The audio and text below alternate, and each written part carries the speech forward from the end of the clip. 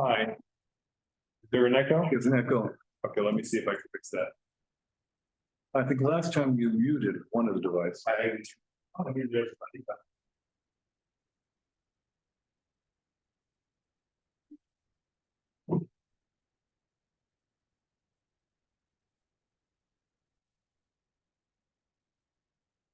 Is Marble Wall the Wi-Fi? Something else. Try the Wi-Fi, sorry, try the Wi-Fi that is, Oh, there it is. Readly 2, private Readly 2. Oh, let me try Marble Wall.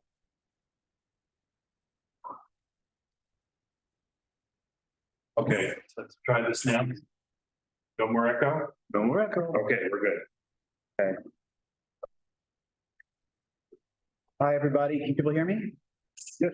Okay. That's the one that they use. Sure. Yeah, I'm just gonna get logged in here. Hi, everybody who's on the Zoom. Welcome to the Manhattan Community Board 2 September Quality of Life Committee meeting.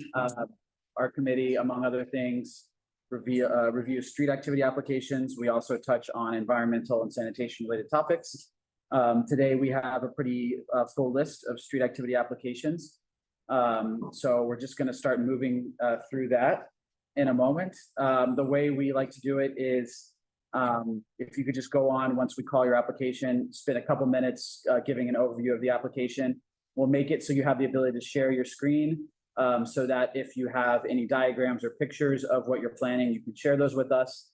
That's always quite helpful. And then we'll open it up to questions from the committee and then questions from the public, questions and or comments from the public. So without further ado, let me introduce the committee. Again, I'm Will Benish. I'm the chair of the Quality of Life Committee. We have here Zachary Roberts, who's on the committee, Michael Levine, Wayne Kowadler, all here in the room. And on Zoom, we have Ed Ma and Rocio Sands, who are also part of the committee. I guess before I start, just a couple other points. I did want to note that, and we have Brian Pape coming in the room as well on the committee. So now we're full across in person and Zoom, which is great. Just want to note really quick before I get started. As far as our public members, we did have a public member, Karen, who has passed away. So I know she was a long-serving public member on Quality of Life as well as a long-serving contributor to CB2 and member of the community. So I wanted to just note that if anyone knew her. Karen Eckhoff, who was one of our public members. And then Joanna Lawton, our other public member, is going back to school, so she is dropping off as well. So now we are back to no public members. So if anyone's interested, you know, in what we're doing, let me know, because that's always something we're open to. So with that, let's go ahead and get started. So the first application we have is the Ordinary and Sephora RHO Collective.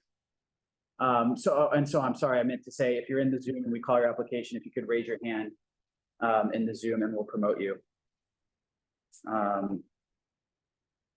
So do we have anyone from Sephora or the Ordinary? Amanda Dawson, is there an Amanda Dawson? No?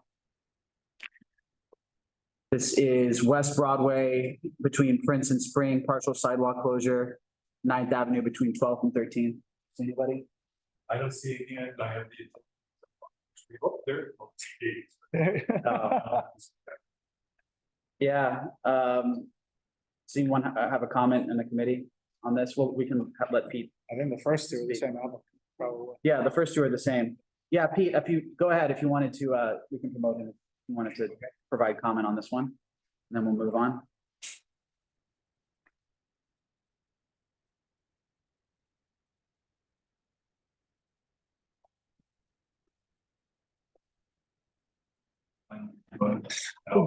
Here we go.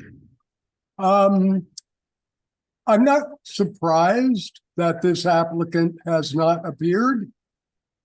It seems to be sort of a new thing with applicants that are connected with Sephora, that they don't show up, then they do the event anyway. We had this happen a couple of weeks ago with and the problem we have is the sponsor, RHO Collective, is not Sephora. So you have a different sponsor with different, whatever you want to call them, people that are hawking their stuff, working with Sephora, but then they don't come to the community board. In the last case, they withdrew their application, but then showed up anyway. This last weekend, that same applicant who withdrew before, without applying again, showed up again. So Sephora and this is not the way this is supposed to work. If they're doing SAPO events without paying the fee, they're stealing from the city, they're stealing from the public. If they're surreptitiously doing applications that the community board knows nothing about, and they're getting approval, that's something else entirely that needs to be looked into. So that's why I say it doesn't surprise me that they're not here, because they're going to show up anyway. Even if you guys tell SAPO, oh, they didn't show up, and SAPO says, oh, if they don't come to you, then we deny. Well, if SAPO denies and they show up on a Saturday, what do? There's nobody to call. You can't go after them retroactively. So we have some bad actors here. And I think making a list of applicants, sponsors, retailers who are proving themselves to be bad actors, I don't know how to address that. And I find it very frustrating. So thank you for allowing me to spew, but I just don't know what to do. Yeah, thanks, Pete. I think we agree with you. I know the community board office has been investigating, what can be done, if anything, in these situations. And I know it's sort of an ongoing conversation. So I share your frustration. We're going to keep looking into it and see if we can figure out anything. I agree, there are bad actors. Okay. Anybody else? Nope. Okay. So the next application is September 19th, 23 on My Proactive Journey Consumer Activation, sponsor Department of Wonder, Inc., Astor Place Plaza, South. Oh, perfect. Welcome. What was your name? Doug. Doug. Yes. Okay. Thanks for joining. Of course. If you have a diagram and you want me I to sent it to Francesca Holdat. She said she was gonna send it to okay. her, or whoever sent us the email. Okay. She said she was gonna circulate it to the board. Probably did, but,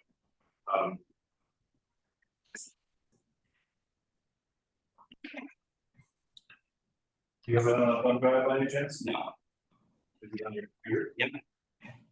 You did it on your computer, I'll look it up. Or we can email I it. don't want to know, if it's true. there an email we can send those to right now? You can just email it to me. Yeah. william.benish@gmail.com. Benesh. Benesh. Okay. You want to do that, Mark, with that one too? So you can have this computer. Okay. If you want to just email me. Yeah. That's probably easier. I mean, yeah.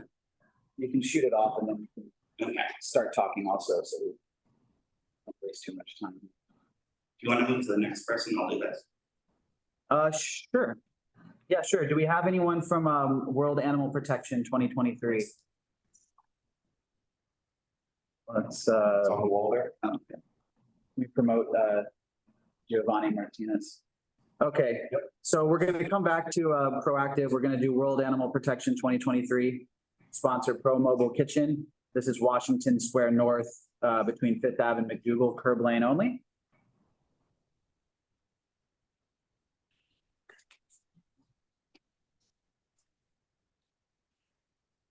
Okay, Giovanni, if you're there.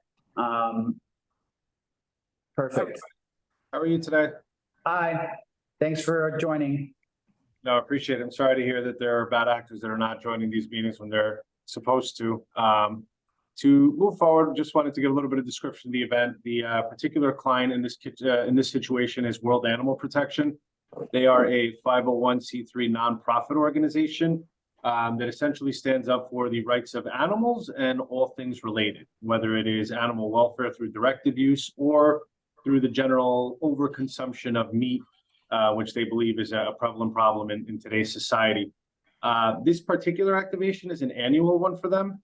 They have been a client of ours for 4 years now, where we've spread different activations throughout the city, where essentially they are able to draw attention to the causes of animal welfare and overall a more balanced diet. They are not taking an extreme perspective, simply putting across the point of view that we have options, right? That, you know, we don't have to eat chicken or beef or anything or pork every night, but there are animal-based options that we can factor in. For this particular activation, they've also partnered with an up-and-coming mushroom-based, mycelium-based brand called Meaty. Meaty Foods is doing some incredible work with a mushroom factory out in Colorado, and they're putting forward some incredible product that we would love everyone to come by and try.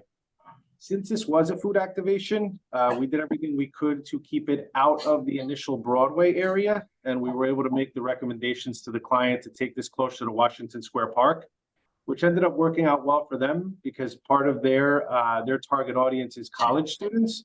So we figured that Washington Square Park was a much more acceptable area for them to be in, and it ended up working out well for everyone.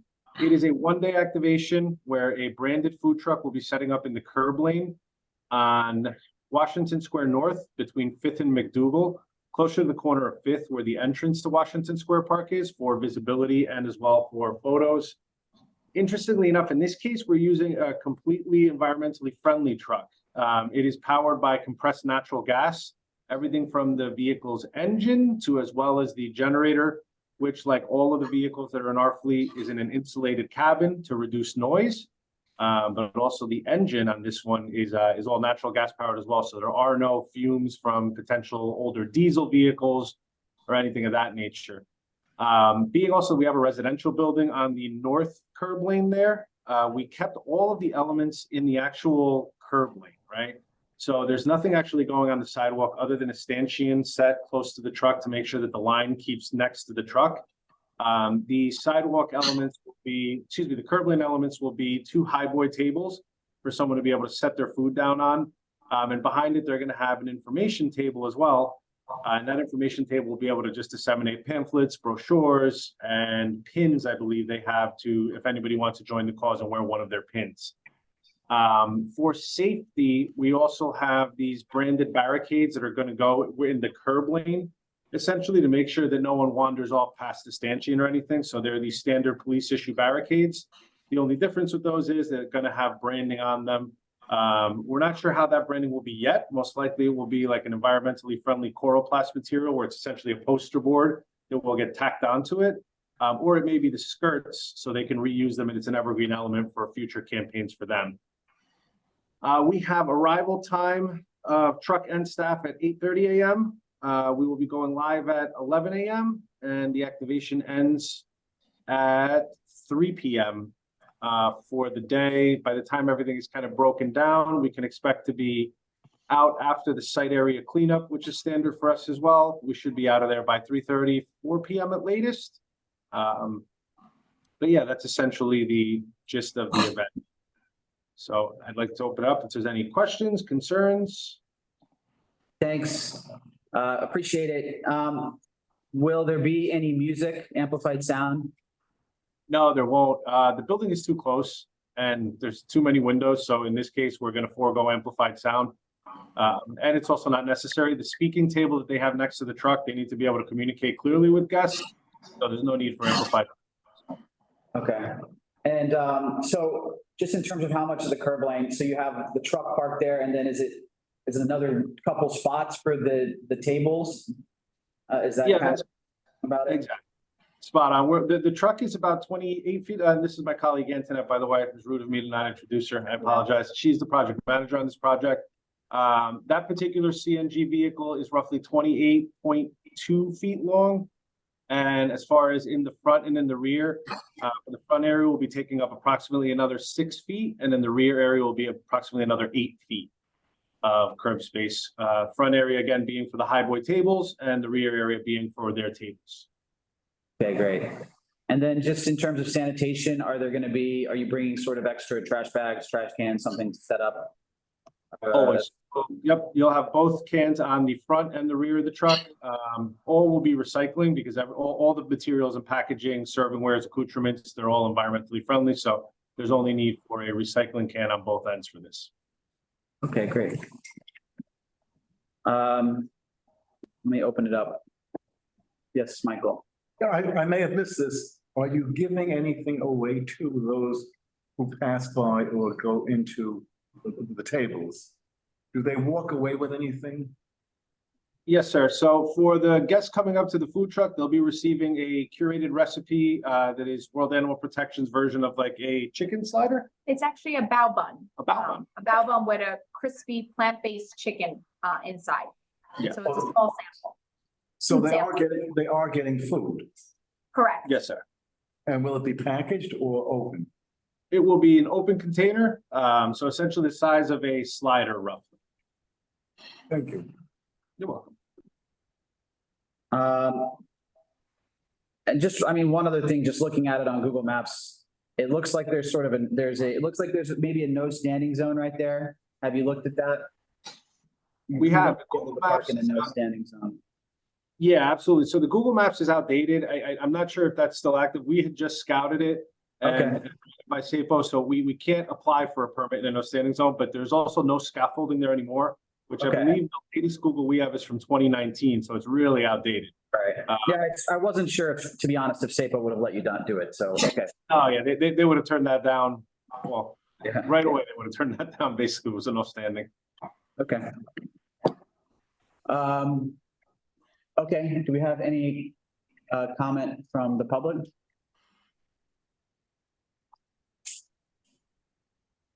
Any hands? No hands? Okay. Okay. All right, thank you, Giovanni, and I'm sorry, I didn't catch your other name, Antoinetta, is that right? Yes. Okay, thanks for joining. Thanks, folks. Have a great night. All right, I just need to join the Zoom so I can share my screen. Give me a second. So we can go back to you if you want to start, and I'm just going to join the Zoom and share right away if you want to Okay, get so going. just kick off. Yeah, go ahead. Okay, so I'm Doug. We're producing the proactive activation in Astor Square Plaza on September 19th. We basically have 4 touch points in a 20 by 20 area. One is a chalk wall where you can answer 2 questions. One is what advice would you give to your younger self? And the other is share hope for the future. So it's all about promoting positivity, promoting positive mental health and thinking and awareness. So that's the first step for me. The second step would be to go over to the sampling wall if you wanted to sample proactive. And there's a mirror there and there'll be plenty of product as well. And then the last touch point in the space is a photo op. So a branded backdrop where you can get a photo taken and text or email it to yourself. And then on the way out, we have 500 tote bags that are branded with stickers and products and an affirmation card. Sorry. All right, I'm going to share this here. There we are. Go to the rendering.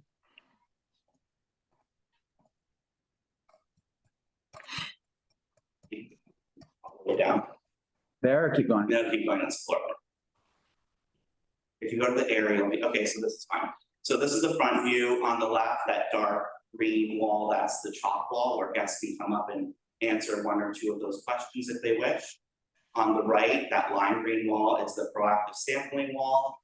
And then behind it, if you go to a different view, you can see the photo backdrop.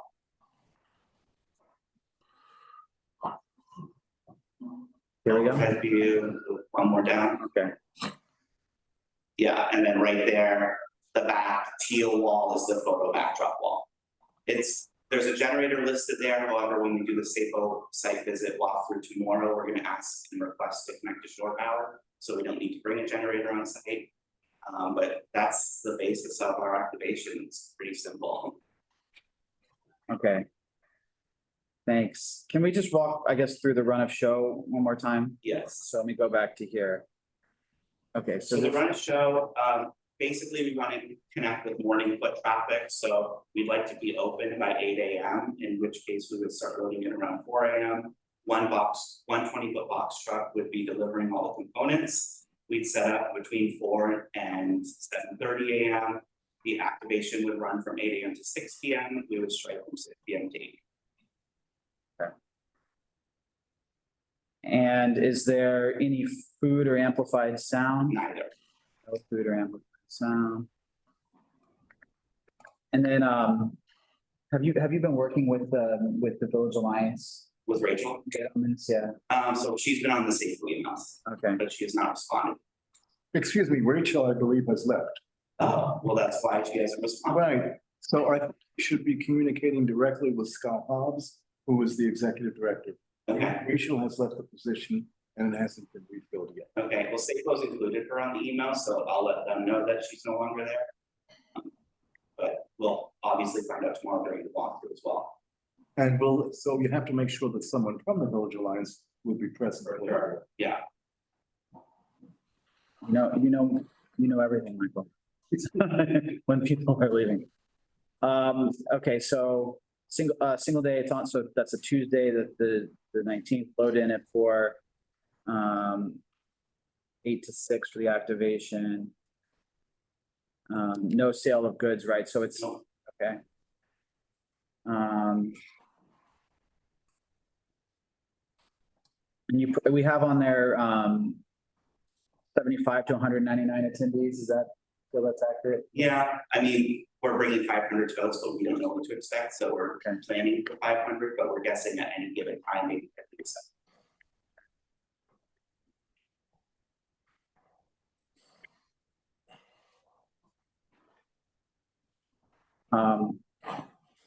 Okay, do you guys have any questions on the committee level? I think I saw in the chat, there was a question about whether the farmer's market is still there. Have you looked into that? No, 'Cause I know there, yeah. If that's a conflict, they might ask you to move it. I'm not sure. I think Laura was gonna comment on that. If no one else on the committee has any questions, yeah, let's. keep moving.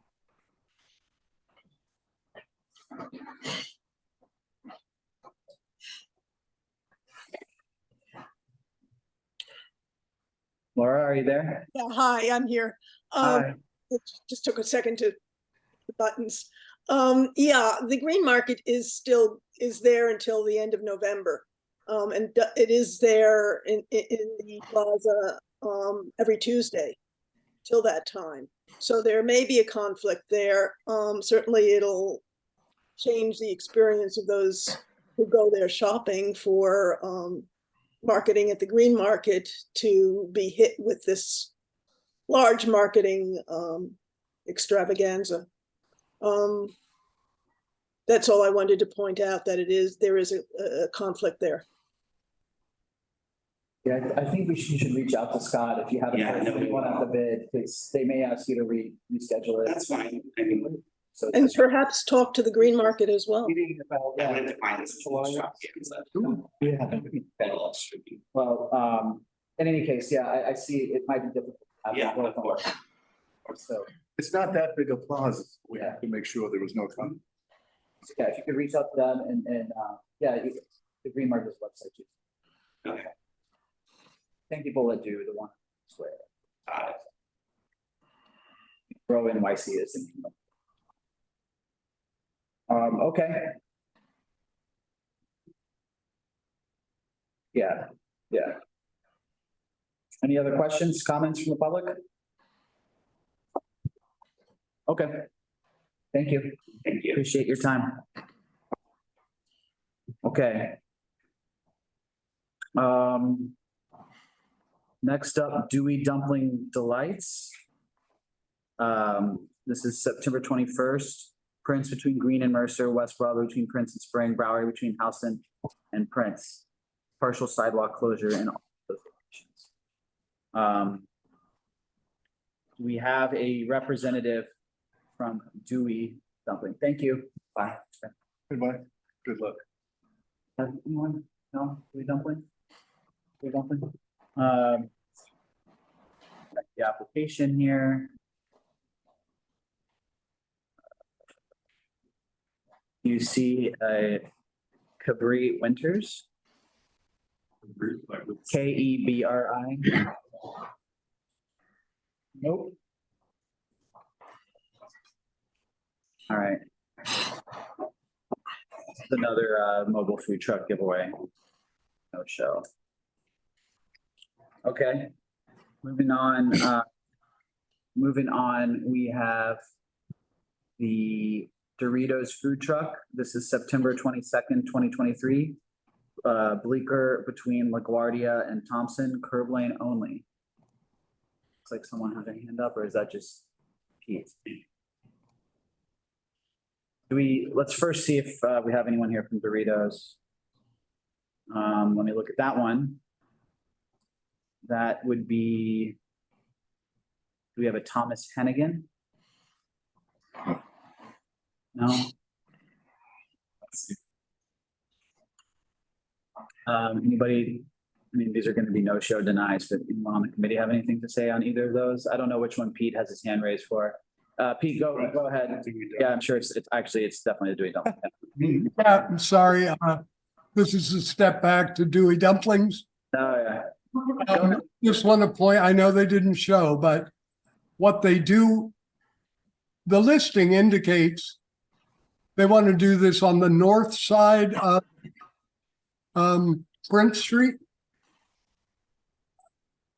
Let me check.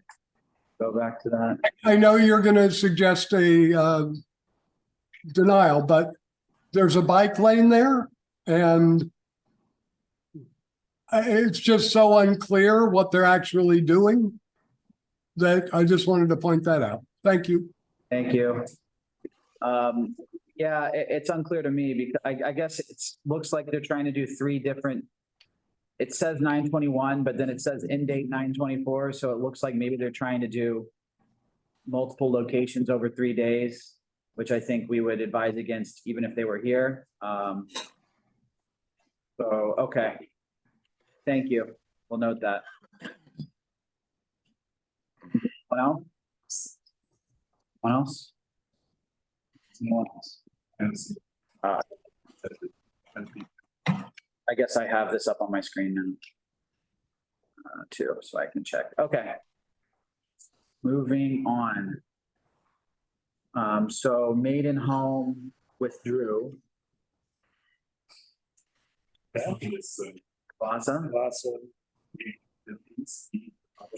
The Piche? This is Broadway, Lavazza, September 29th, Broadway between Bleecker and West Houston, curb lane and partial sidewalk closure.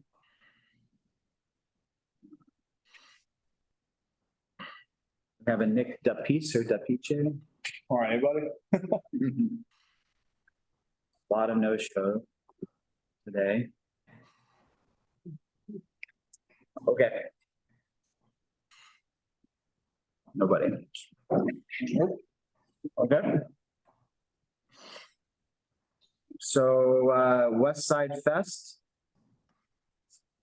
Yeah. Evan and Kevin. Evan and Kevin.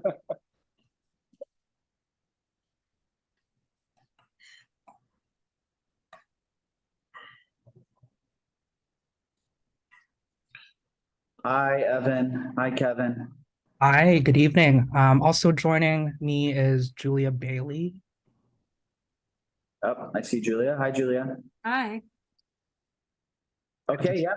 So feel free to get started. Oh, great. Here we go. Is everyone able to see our screen here?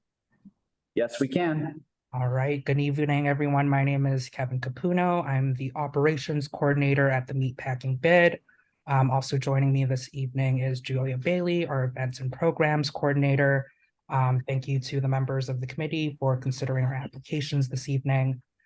We have two on the agenda this evening. The first one we'll be speaking to is West Side Fest, which is happening on Saturday, September 30th from 11 a.m. to 5 p.m.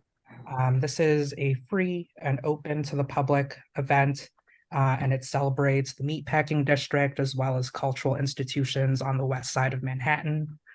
This is the inaugural West Side Fest, which will include art making workshops, dancing, crafts, and other special programming, including from the Whitney Museum, White Columns Gallery, the High Line, Little Island, and more. The Meatpacking District is one of the founding partners of this initiative, and we'll be speaking specifically about the programming happening on Gansevoort Plaza that day. Yeah, so on Gansevoort Plaza, we plan to kind of highlight and celebrate our community. After a lot of success and positive feedback after our return of the Red Umbrellas event, we hosted on the plaza in April. Setup plans to begin at 10 a.m. with the event opening to the public at 11. We plan to have complimentary custom portraits similar to what we had back in April, along with live music on the plaza between 11 and 5. And we'll also be passing out these passports for guests to use and pick up, and I'll share a little bit about what will be on that passport on the next slide. And the event will be ending at 5 p.m. and load out will begin, and we plan to be off the plaza by 6.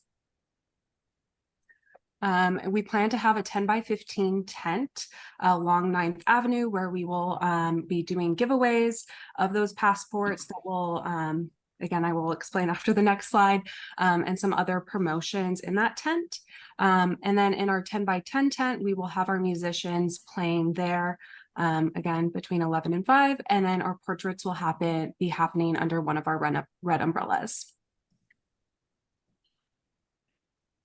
We have 11 participating businesses for this day. So guests will be able to come to the plaza, again, enjoy the music, enjoy the portraits, and then receive a postcard with a list of participating businesses in the day to then go to the store and experience whatever they're offering. The majority of the businesses will be offering some sort of discount between 10 or 20%. Or a gift with purchase. Donuttery is offering like a complimentary donut for the first 200 people.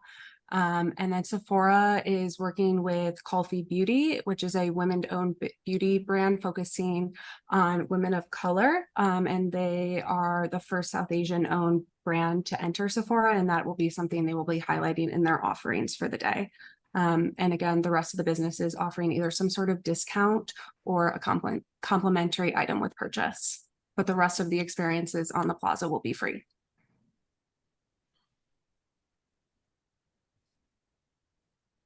The event will also be staffed by members of our bid team as well as our pedestrian management program.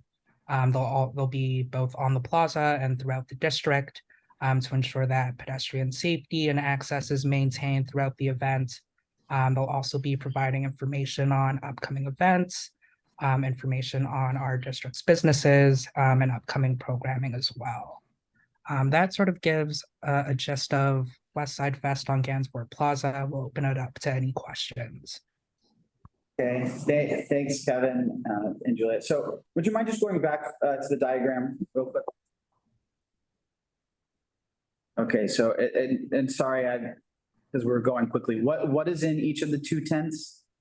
Yeah, so the 10 by 10 tent, which is closest to Gansevoort Street, will have live music underneath it. There will be no stage. The musicians will be directly on the cobbles. And then in the 10 by 15 tent, there'll be meatpacking staff handing out the passports with information about businesses. Okay, and will they be able to get information on like all of the other cultural institutions participating in this program as well? Yes, we'll be having postcards from West Side Fest to hand out as well. Okay, so that's because like if you go back, the Whitney you said is part of it and a bunch of others, right? Yeah, the Whitney will be offering free admission that day along with additional activities within the museum. Yeah, okay. Yeah, so I think it would make sense, right, to just be telling people kind of all the other, not just, I mean, obviously the businesses or local businesses are important too, but also all the cultural institutions that people can go to. So if they walk by, they'll realize, hey, the Whitney's free. I can go check it out.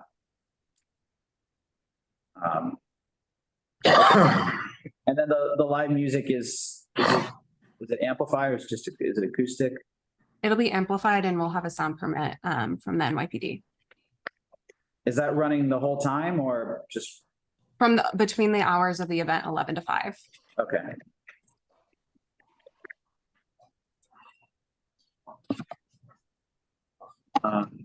Okay, pretty straightforward. Does the committee have any questions? Yes, well, Comments? Yes, Michael. one quick question. How much of the plaza will not be used for the tents and for the attendees? Meaning if the general public does not wish to participate, how much of the plaza is open for traffic, foot traffic back and forth? So the plaza, aside from the 2 tents and the area set aside for the complimentary portraits is open to the public. We plan on having all of our furniture and umbrellas out in the plaza, and the music and the portraits are in addition to enjoying this public space. So do you anticipate any congestion jams of people going into and out of the tents and the general public? Or do you think it will move smoothly? I think because of the duration of the event happening from 11 to 5, we do expect a steady flow of people coming through. I know for the portraits, we are planning to have advanced registration for that, just so folks aren't queuing too long for too much time for that activity. Thank you. Okay. Will, may I ask a question, please? I'm sorry, Rocio. Yes, go ahead. So, thank you. I just wanted to ask again, how much of the plaza will be involved and will you have restrooms available for people? And what about security? So I would say approximately 75% of the plaza is still open to the public during activities happening on the plaza. We will not be bringing additional restrooms for this event.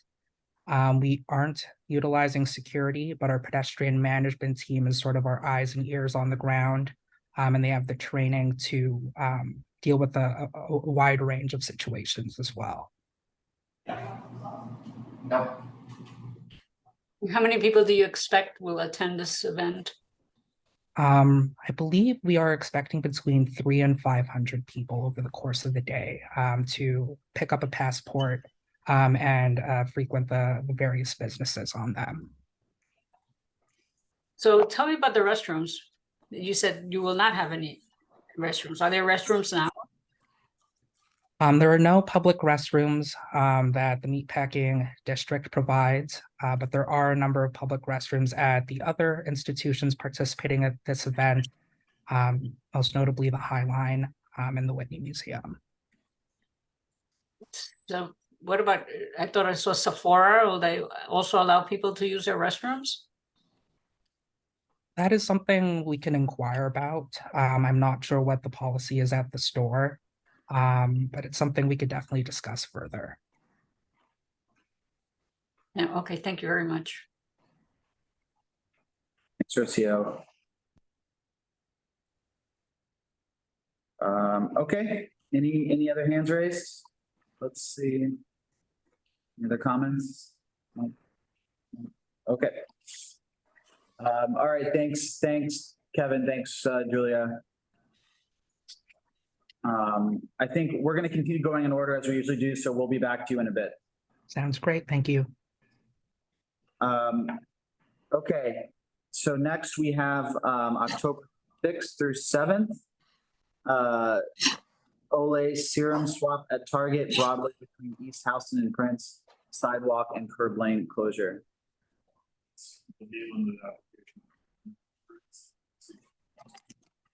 We have someone with their hand raised. Aaron, are you here to speak on this? I'm here. Yes, I will be speaking about this. Okay, hello. Hi, how are you? Good. So go ahead, please. Oh, yeah, absolutely. Just to give you guys a quick high-level overview. First off, my name is Aaron Titleman, and I work with a marketing agency called CSM. We're a New York-based agency, and we're working with our clients Target in LA on a partnership activation, promoting and educating consumers on a brand new product called the Olay Super Serum. And this is going to be in front of the Target located on the corner of Houston and Broadway in Soho. We're also hoping to obviously drive business to that particular Target location based on this activation. But the event is going to be free and open to the public, and it'll allow consumers to come and trade in their old face serum, which we're going to recycle. We have a partnership through a company called TerraCycle, which is a New York-based recycling business, and they'll be able to trade in their old serum for a brand new bottle of the Olay Super Serum. Our activation is going to be October 6th and October 7th. Our plan is to set up at 8 a.m. on the 6th, and we'll be open from 2 p.m. to 7 p.m. that day. And then again on October 7th from 10 p.m. to 3 p.m. And following the 3 p.m. closure, we plan on breaking down and packing up and should be out by 7 p.m. that evening. During the entire activation, we plan on having security on site, including overnight, because this is going to be like a custom fabrication. So we obviously don't want anybody messing with it overnight when we're not there. I could actually share my screen if, Sure. because I do have a little diagram of kind of what the consumer journey is going to look like. I don't know. It's not allowing me to. Where's the? I think it's, you might not have promoted him a panelist. There might be a slot in top. Yeah, let's make sure this panel. Yeah, he's an attendee. Yeah. Can we promote him? Yeah. We're going to promote you to panelist, Aaron. You just have to accept. Oh, yes.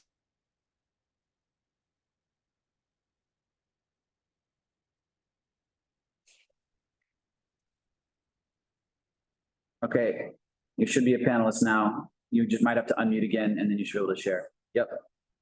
Oh, here we go. Unmute, start video. There we are. Oh, hey. All right. So basically, we're inquiring about a permit just for the curb lane. So our entire activation is going to be contained in that curb lane. We plan on having a line queue right up against the curb, which will funnel everybody in to this #1 spot. This is going to be our arrival and entryway. It's going to be something like our creative team currently is working on renders right now, so I can't really explain exactly what everything's going to look like, but they're going to basically enter through here. There's going to be a little photo moment through a partnership with a company called Sharing Box. We're going to have like these photo moment where they can take a little Sharpie and write on a plexiglass screen, and it's going to record them doing like a little boomerang, and it'll be sent to them so they can share it on social media. And then the split up section, which is split up station, which is #3, is where they're going to basically just be depositing their old serum that they bring in. The sampling and demo station is basically just going to be allowing them to take a little swatch on their hand of the Olay Super Serum for them to try it out. And then the #5 is the Super Serum Station Swap, where they will be receiving their brand new bottle of Super Serum. And then there's another little exit photo moment for them, but more of like an organic photo moment for them to just take photos up against like a nice little wall or anything. And then they will just be exiting out the other way.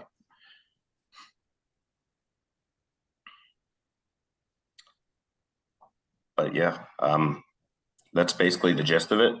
I'm here to answer any questions that you guys might have. Okay. Can you talk about amplified sound, please? No. Any sound? There won't be any music or anything. It was something that we had spoken about on some of our earlier conversations with the client, and we actually suggested against it because it just didn't make sense. There's already enough ambient noise in the city of New York that you don't need to add to that when you're trying to communicate and engage with consumers. Got it. Can you talk maybe a bit about like line management? Because it's a pretty big activation. It looks like it might generate, and it's an incredibly busy corner. Yeah. No, that's a great question.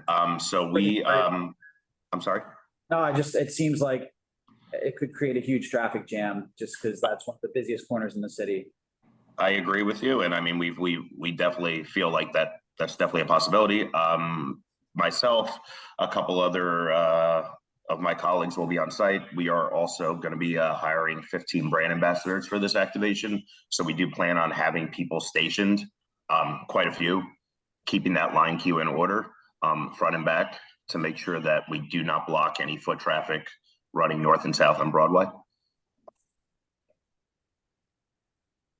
And will there be additional security as well? So you have 15 brand ambassadors and also security? Yes.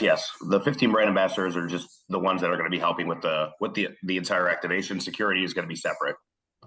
How many security? I'm not sure an exact number, but I can get back to you on that. How many people do you think will attend? That's a good question. I mean, ideally, we're hoping throughout the 2 days and our activation hours, we see somewhere between 4,000 and 5,000 people. 4,000 or 5,000, you said? Yeah, I mean, in a perfect world. So tell us more about security. I mean, we've already spoken to a company to hire security for the event. They're going to be paid security. I don't know too much about like who they are yet, but there'll be ample security for the event. Because I mean, a lot of this stuff is, I mean, it's going to cost a lot of money for us to build this stuff, so we want to make sure that nobody messes it while we're there, and we want to make sure everything runs smoothly. You said 4 to 5. The application says less than that, hundreds, not thousands. What is it? I'm sorry? Again, tell us the attendance. What do you think is going to be the attendance? I mean, like in a perfect world, we'd love to see 4,000 people come through. So what does your permit ask for? What is the application's not accurate. I mean, this should be qualified as an extra large street event. Right now, it's only a medium. What does it say? I'm sorry. So I didn't fill out the permit application. My account director did. I'm just filling in for her today because she can't make this meeting, and I want to make sure that somebody was here to represent us. It's a street activity medium, which is 500 to 999. Okay. If it's going to be 5,000, in the range of 5,000, that should be an extra large. And that's going to need, substantial coordination with NYPD, FDNY, which if you haven't already been doing that, there's not much time left to go. But that's a pretty massive number of people. Well, I mean, this is not an event where we particularly inviting anybody. We're just assuming based on just New York City's foot traffic and people walking by. That would be the amount of number of people that could potentially walk through the activation on any given day. It's not written up that way. It's written up that you have to bring a product to exchange. You have to bring your own serum. Yeah, that really has to be pre-planned for people coming. I completely understand that. We also have, because we understand that some people just don't carry products on them. For people that are just walking by without any particular product, we will have these mini-sized bottles of a lace serum that we can hand out to people that don't bring in their own personal serum as a trade-in. What is the serum? Can you explain? It's a face serum. I don't particularly use face serums. I'm sure some of the women that are on hand probably could explain what a face serum is better than I can. Something that makes you look much more beautiful and younger and basically bright something and brilliant stuff that's supposed to like take away wrinkles and take two. Yeah. And all women want that, okay? And so some men too. Yeah. I mean, I'll just say, I think my biggest concern here is these are very busy streets, Broadway and Houston. tons of traffic. I would be very worried with huge crowds building and essentially people being forced out into the street to try to get around these crowds. Traffic, I think that's a real safety concern. Have you been talking to NYPD at all? Have you consulted? I personally have not, but I could follow up with my colleagues and see if anybody has made contact with them. Yeah, I think for something of this size, I mean, this is normally like what we would see in a huge plaza. And we're trying to squeeze it into a really busy curb lane. So I would have some safety concerns. And well, did they say 2 days, not 1? 2 days. Yeah. 2 days, yes. Yeah, I would probably suggest that a bit more planning go into this, and that you reach out to NYPD would be my suggestion. Absolutely. I'll make note of that. I appreciate that. Yeah, you might want to consider maybe pushing it back. And looking at other possible locations as well would be my thought. Gotcha. Okay. Thank you. Anyone in the room who wants to comment or ask a question? Anyone on the committee? I don't see any committee members with questions, so let's go to the public. Let's start with Laura and then Pete.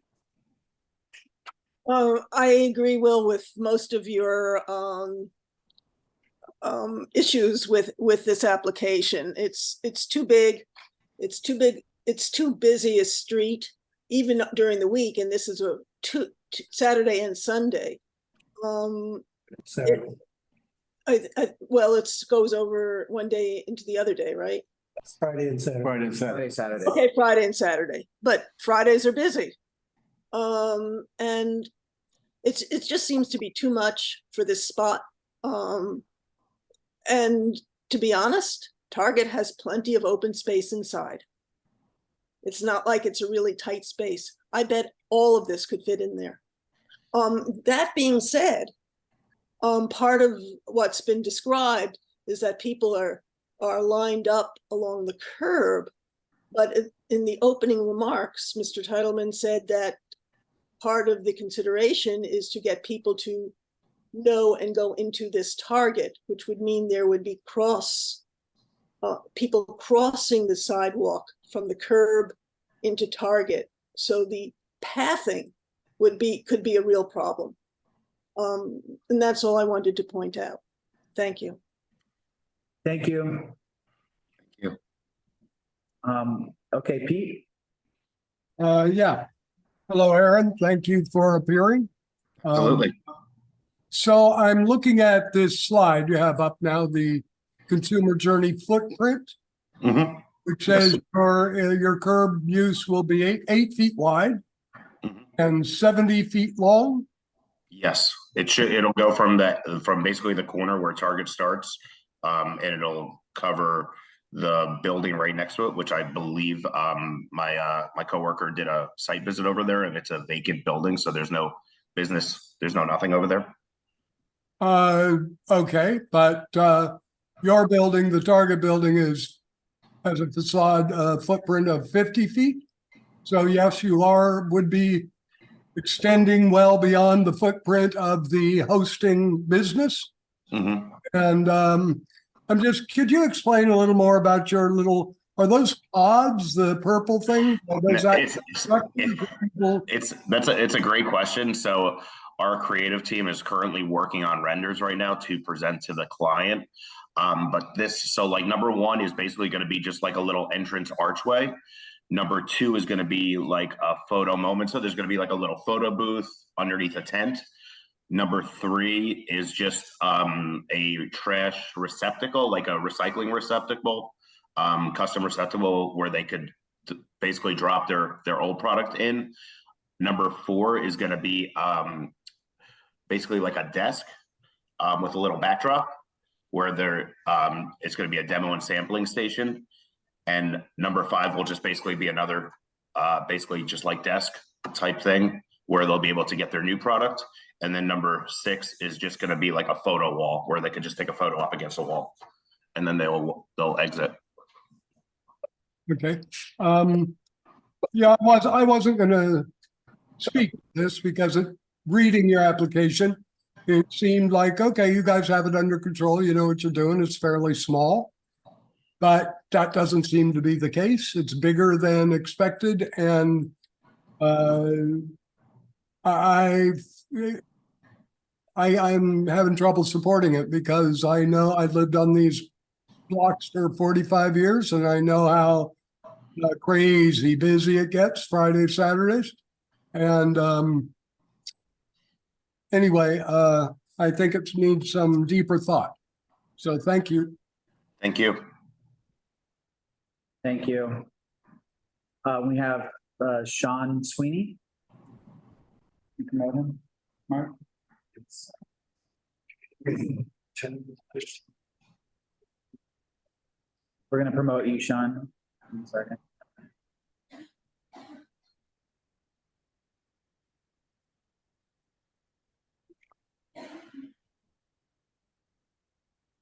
Sean, go ahead. Yeah, hi. I'm Hey. Sean Sweeney. I'm the director of the Soho Alliance, but I have a question. That's a really busy corner, and there have been a lot of accidents. As a matter of fact, I could send you a photograph of a car that got stuck its underside on the bollard at the island, the traffic island in the center of Houston Street. Do you have any protection? Let's say a car makes a bad turn or comes speeding down Broadway. You don't really have a bollard there. I just, you're going to be in the curb lane. Let's say an errant vehicle comes down the curb lane. Do you have any protection? I mean, we planned on having some type of fencing that'll basically block that off from the street on the street side. Okay.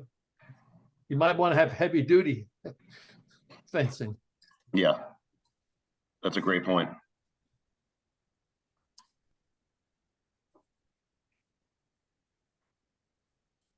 Thanks, Sean. Anything else? No, thank you.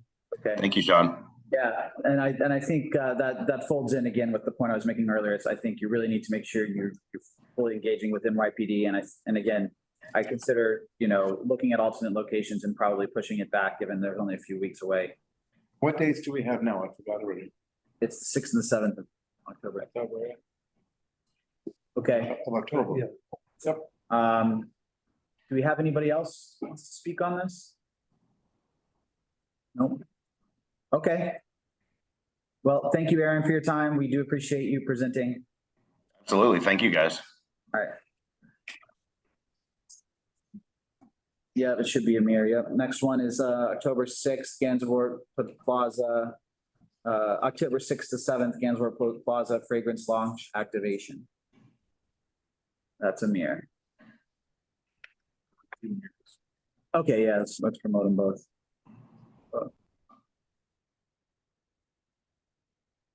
Evening, everyone. Thank you. Sorry, it took me a second there to click over. Let me just. How's everybody today?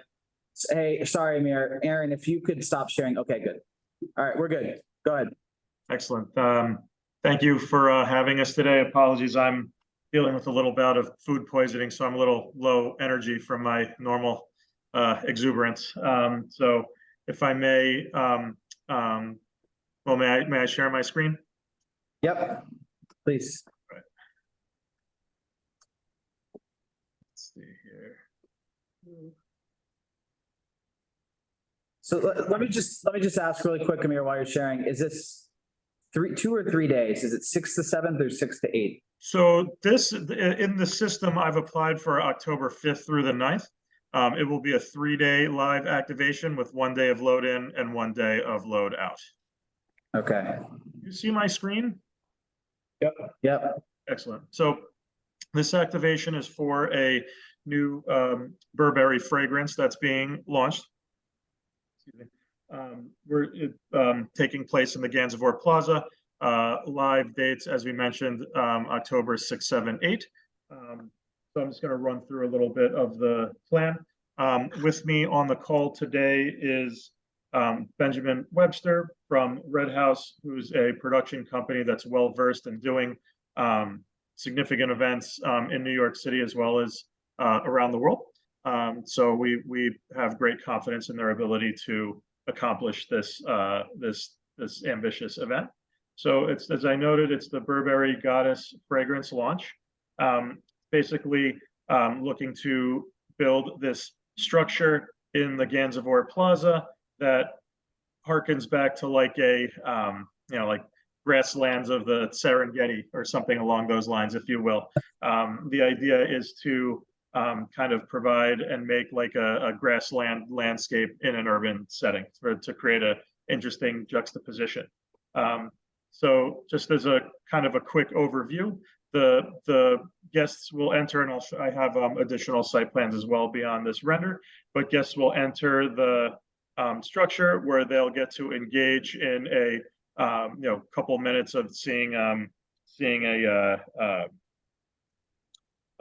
commercial, as well as speaking with brand ambassadors about the fragrance, as well as getting a fragrance sample. So during the load-in, we understand it is a big area that we're taking up. So we're making sure that we have east-west traffic flow, north-south traffic flow for pedestrians during that time. During the event activation, we will have a moat that does extend 10 feet in all directions around the plaza for passers-by.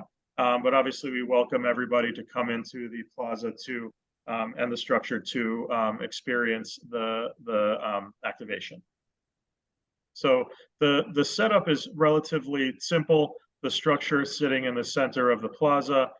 We have a generator that's going to sit on the in that little lay-by lane on the north side of Gansevoort, just east of the plaza.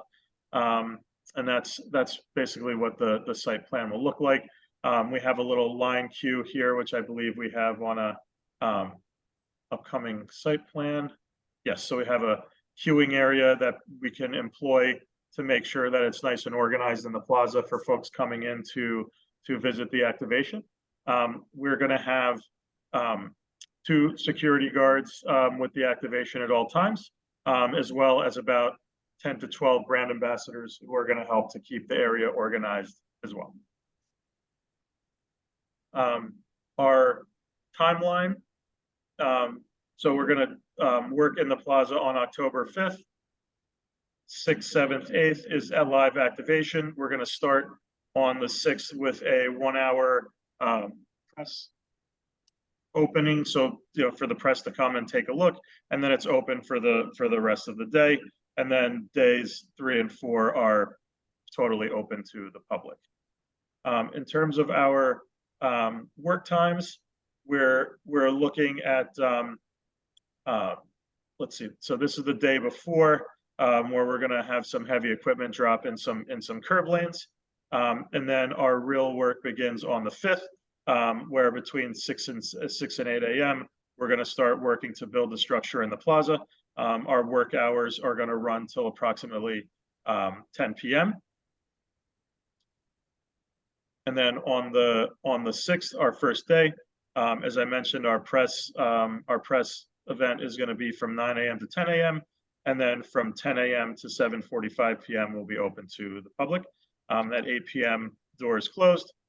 We clean for the evening and wrap up for the day to come back on the 7th to do fully open to the public. Doors, so it's 10 a.m. to 10 p.m. And then same thing on the 8th, 10 a.m. to 8 p.m. And then we'll start our de-rigging right afterwards, and then all day on the 9th to make sure that we're out of there in an expeditious time frame. Some context there, but that's more or less it. I'm going to put it back on the site plan page that shows how the plaza is going to be laid out, and open it to the group for some questions. Oh, I should note, sanitation plan. We don't have a lot of like paper giveaways or food or anything like that, but we will have sanitation team on site to make sure that we keep the plaza and surrounding area clear, and we'll cart away the garbage at the end of each day. Okay. So you're actually loading in on the 4th. Well, we're gonna be in, so that we're ready for the 5th. We're gonna take the south curb lane on Gansevoort Street and the east curb lane on, it's not shown on the plan here, but the east curb lane on Greenwich between Gansevoort and Horatio to just have equipment staged so that on the 5th, we will be able to hit the ground running with the build. But we're not gonna be taking any space in the plaza on the 4th. Okay. And it looks like, I guess, I mean, this is taking up almost the entire plaza, right? There's a limited number of umbrellas and chairs remaining, is that right? I can work with the production team to see if in this area over here, it's possible to have some tables, umbrellas and chairs remaining. I'll work with the production team in the bid to see if we can offer that up. Okay. Excuse me, but that means you may be using 100% of the plaza? Yes, it's I wouldn't say 100%, but it would be I'm not gonna sugarcoat. It will be a significant percentage of the plaza. You're correct. I didn't hear that. It's going to be a significant percentage of the plaza, not 100%, because I did just note that we're going to work with the bid and the production team to see if we have space open in this area here to be able to have some tables, chairs, umbrellas available to the public. And for the public to walk through. Absolutely. The public is welcome to come and enjoy and participate in this activation throughout the full operational times. You know, come get some sample fragrance for your significant other, for yourself, and enjoy the juxtaposition of the grassland in an urban setting. What's the structure, that big, huge round structure made out of?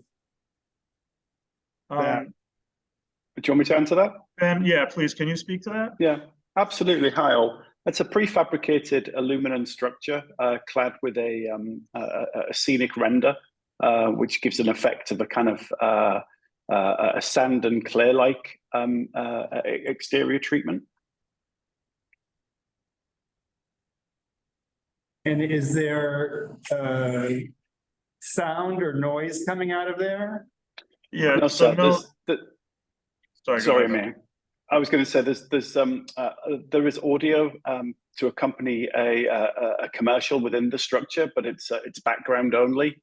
We don't anticipate there to be any sound bleed. We don't have any plan to have audio outside of the structure. And why on Gansevoort Plaza? Say that again. Why on Gansevoort Plaza is Burberry using? Why is Burberry using the plaza? So, like many their connection to the location. Like many activations that take place in the city, they love the meatpacking district because they feel that the folks that patronize the area would be the types of folks who might be interested in Burberry product, and it kind of fits the feel of the neighborhood where it's a high-end brand and experience for folks. No connection. I think they have a store on Bleecker, maybe. Nothing in that.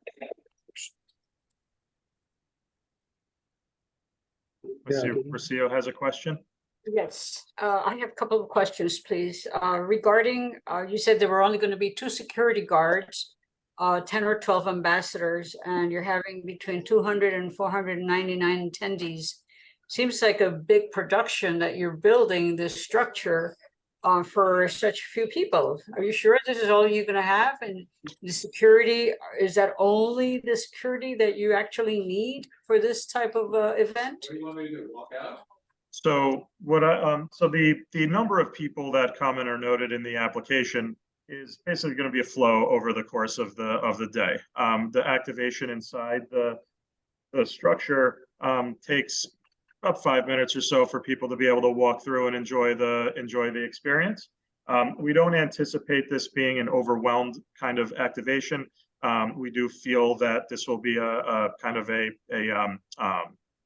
leisurely pass by, come take a look, see what we got going on kind of activation. So we don't anticipate this being a crush of people at any one time, but a flow over the course of the day.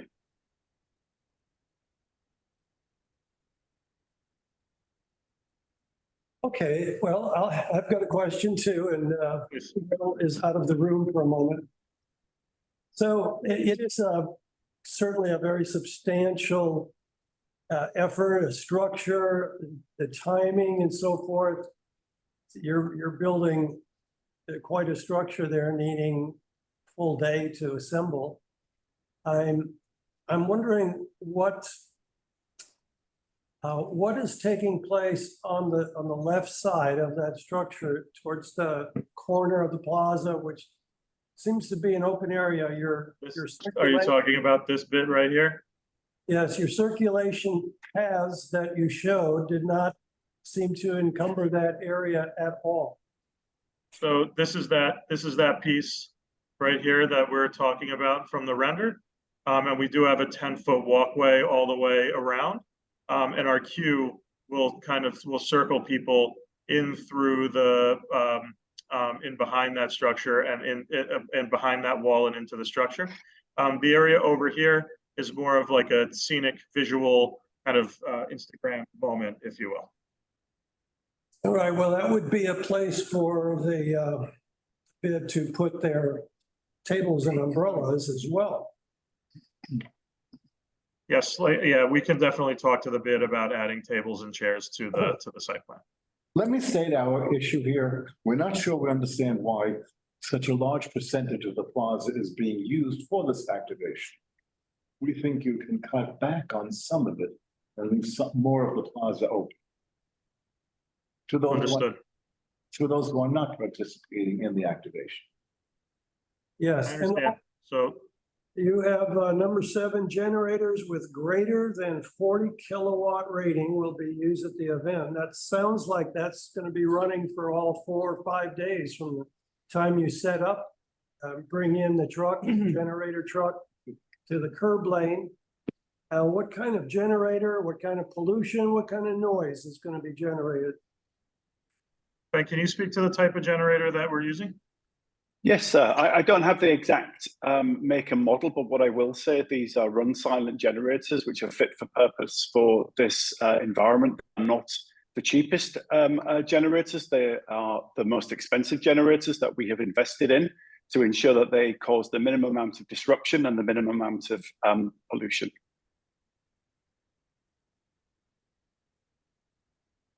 Anyone have any more questions?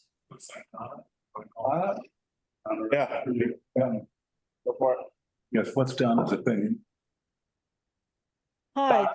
Yep, thanks. You can hear me, I guess. First, where on the street are you using? What curb lane? Did you say the south side of Gansevoort and the east side of Greenwich? That's correct. That's for production parking during the load in and load out.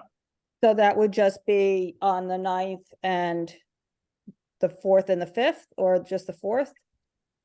It would be the 4th, 5th, 9th, and then we may have some equipment that might need to live there, but knowing those are kind of truck loading, unloading, as well as metered parking in those areas. Right, that was my concern. And then also, as has been pointed out, this is taking up basically the entire plaza on a holiday. It's also a holiday weekend. Is it, I believe Columbus Day, Indigenous Peoples' Day is that Monday. So I would imagine that the plaza and the district would be quite busy around that time. And a lot of people use that plaza to sit in and, you know, enjoy the plaza. How tall is the structure? I can answer both of those. We're not planning to be on the plaza on the Monday at any point. I think we will be clear of sight by the end of Monday. Sorry, I beg your pardon. Right. The structure is 9 feet tall. So that's another thing, is just nobody will be able to see from the south side of the plaza to the north side of the plaza, east to west, unless you're on the real periphery of that. And it's just, there's a lot of, I live right there. There's a lot of cross activity that happens throughout that whole plaza, with people coming out of Sweet Greens, which is directly across from where you have this circle on the south side of Gansevoort, I mean, people are just constantly crossing in all directions. And again, because it's a holiday weekend, I think this is going to be very disruptive to a lot of the foot traffic that's there. And the visual, just the visual sighting of walking through the plaza it's really going to push people to the peripheries to just walk around the plaza instead of enjoying the plaza as they normally would. So those are my comments. Thanks. I might also point out that the application says that the, well, let's see, says that it's going to be taller than 10 feet and therefore you're going to need a DOB building permit. The prop that is 10 feet. So at the time of the application, we hadn't yet fabricated the structure, so there was a thought that we may be over 10 feet. Subsequent to that, since we can't really update the application subsequent to the initial submission, it's been determined that we are going to be below 10 feet. However, we are going to continue on with getting a DOB permit to ensure the structure is safe, and we have had it engineer reviewed and stamped to ensure the quality and safety of the structure. Oh. Do we have any more questions from the board or at all? Anyone from the public? All right, we'll have to step out. He asked me to keep us moving forward. So the next. Thank you. Oh, Thank you. Next one we have is the Melbourne Golf 1-year anniversary. Is anybody here? Yeah. Oh, Hi, Arthur. right behind me. I just sent him the site plan. Oh, To his Gmail. I don't know if I can still access the old sheet in here. And I invited him to the want to review that. I can, Is this like the Google sheet or the site plan? the site plan is a PDF. The Google Alright, yeah, sheet yep. is the ROS. All right. I hope Will's gonna forgive me for popping into his email for half a second. About that. We won't tell him. Yeah. To go back to the 10-foot structure that they want to. There we go. All right, site plan is up. We'll be close to the mic so that they're. Absolutely, I can. Yeah. Thank you so much. Alrighty. First of all, thank you for having me and letting us Malden Golf present this to the community board. Malden Golf is a company that makes primarily clothing and what you would call soft goods. They don't really make clubs outside of like some collaborations and stuff. They're based in LA. They're founded in LA. They have a store there. They have a store in Carmel, and they have a store here on Crosby Street. And it is obviously the 1-year anniversary. We did an event when the store launched last September, and are looking to do basically replicate the event this year. As you can see there, we have a food truck. That is actually an ice cream truck that we're gonna have, giving out.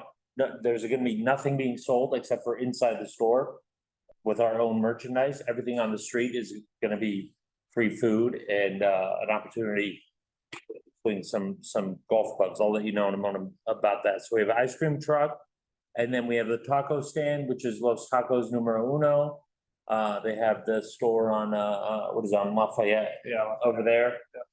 They provided tacos last year. They're gonna come, they're gonna bring about 4 to 5 people with them and hand out tacos on either paper plates or open containers. We have garbage cans that are not on the site plan, but will be on the street. And our security, we have 1 floating security guard, 1 in the store, and 1 that's kind of like meant to be outside. The floating security guard will help manage the line for the taco stand. At the moment, we put it there on the sidewalk, as you can see, next to where the DJ is. Last year, it was on the street, and that might actually work out better. So I apologize if the rendering doesn't show that option, but we're thinking maybe if we have it in front of the store, people can line up into the street as well. There's a DJ. We have a sound permit from the NYPD already. I have to go to the 5th. and pay for it once everything is finalized, but that was already approved. The event is from 2 to 6 p.m. Last year, we ended it around 8, actually 9 p.m., I think. Although we turned the sound on at around 8, I'd rather end at 6 p.m. so that we can keep doing this every year and everyone's happy. You know what I'm saying? Next to the what's called the food truck, which again is the ice cream truck, is the simulator, golf simulator. We had 2 of them last year. We're only going to bring 1 in this year. On the run of show, you'll find that it says simulators. It's supposed to say simulator only. That last year took a few hours to construct. I was pretty unhappy with the way they did it. The company's called Top Golf. They take these simulators around the world. They take them to big golf events and whatnot. They have a new type that they bring in on a truck and they just lower it to the street. Which brings me to our loading time. We have the street from 7 a.m. until 9 p.m. But I think that we can load in a bit later. Now, if the NYPD come and put up their barriers, that's great. I don't mind having our staff or letting the NYPD know as I communicate with them at the 5th to keep the barriers open until, let's say, 10 a.m. or whenever I can get that truck in at a time where it can set up properly, and because it has to get the screen going and all that stuff as well. Obviously, the DJ will have generators, and actually, I'm so sorry, the DJ plugs into the store. The simulator has a generator. We're not going to have any fabrication or signage. This is a brand that really likes to connect with its community. And when it says it wants to celebrate its 1-year anniversary, it's not like a very branded event. And we do have a store that people can walk in and see a lot of branding in and buy clothing from and whatnot as well. There is going to be alcohol given away in the store. That 3rd security guard is at the door of the store, and we did a very good job of keeping it away, meaning off the street last year. And again, we have the floating security guard kind of helping manage that as well. And to be clear about the alcohol, the bar, it's 3 Budweiser is what it is. And that will be facing in the store as well. So managing that flow and making sure people don't take alcohol on the street is a huge priority for us. I'm going to be talking to NYPD about that as well when I go down there to pay for the sound permit, because they were really good with working with us last year. Do you have security?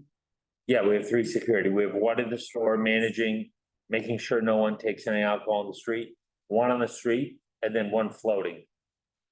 And they're like a licensed security firm and everything. They do a lot. They do what is it, A.B. Rosen's hotel? 11, the one on whatever anyway, they do a lot of stuff in Soho. 11 Howard anyway, I forget the name of the hotel. But anyway, they're very familiar with the neighborhood. That's what I was trying to say. So it's a whole street closure. It is a whole street closure, yeah. And thinking the taco stand, so the taco stand's gonna be on that sidewalk. Yeah, as I said last year, I'm producing this event for Malden. I work with them a lot. They're friends of mine, and I do a lot of stuff with frankly bigger brands. That's a lot more branded. This is kind of a small event in terms of elements. So it's like I feel like we can move stuff around. I don't want to be moving the simulator or the ice cream truck around, but I think moving the taco stand around wouldn't be criminal if we find like a better place to put it. 'Cause I don't want the sidewalk to be clogged. That's what I'm thinking. Exactly. They have the whole street already. Yeah. Why not just move it off the sidewalk? I'd very happily do that, and I'll even put the DJ like closer to the sidewalk, but on the street, because I think it's just cooler, because we're supposed to keep the sidewalk at 15 feet, Yeah. Also, I want to say that the simulator there, you see it says 10 feet, like 6 inches or something. I'm planning on bringing the simulator a little bit more into the street so that you have a little more leeway there on the sidewalk. And the store is on, I guess, in this rendering, the north side of the street? On this, it's next to the simulator? No, it's down here. Oh, down here, okay. Yeah, it's on the east side of the street technically, but yeah. So I'm wondering, are you cooperating or joint venturing with or any of the other businesses or shops on that block? Yeah, it's a very kind of, they have a very good relationship with those shops, so it's very casual. It's not gonna be anything official in terms of Saturday surf shop or the, I forget the name of the fancy barber that's on that block. But they're gonna have their doors open, they're gonna let customers in and let people use bathrooms. This worked out well last year as well. Well, speaking of bathrooms, then, with the, with the giveaways, food and drink, Yeah, will you be providing the porta potties? we're not gonna have porta potties. We didn't have them last year and I like the way it worked out. I don't like, You're using the business. yeah, bathrooms. yeah, we let people go to our bathroom downstairs and the Saturday's bathroom.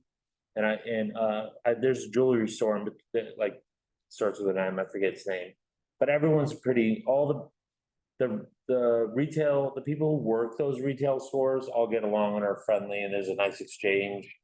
So I found that everyone's pretty accommodating. Bonobos on the block? Yeah, Are they- it's a M, there's a jewelry store that starts with an M, and then there's there's a barber as well. So set up 7 AM, close down at 9. Yeah, Close technically, that time, okay. yeah. And the alcohol, you guys are gonna be, I assume, carding people and doing all that, Pardon me? like carding people. 100%, yeah.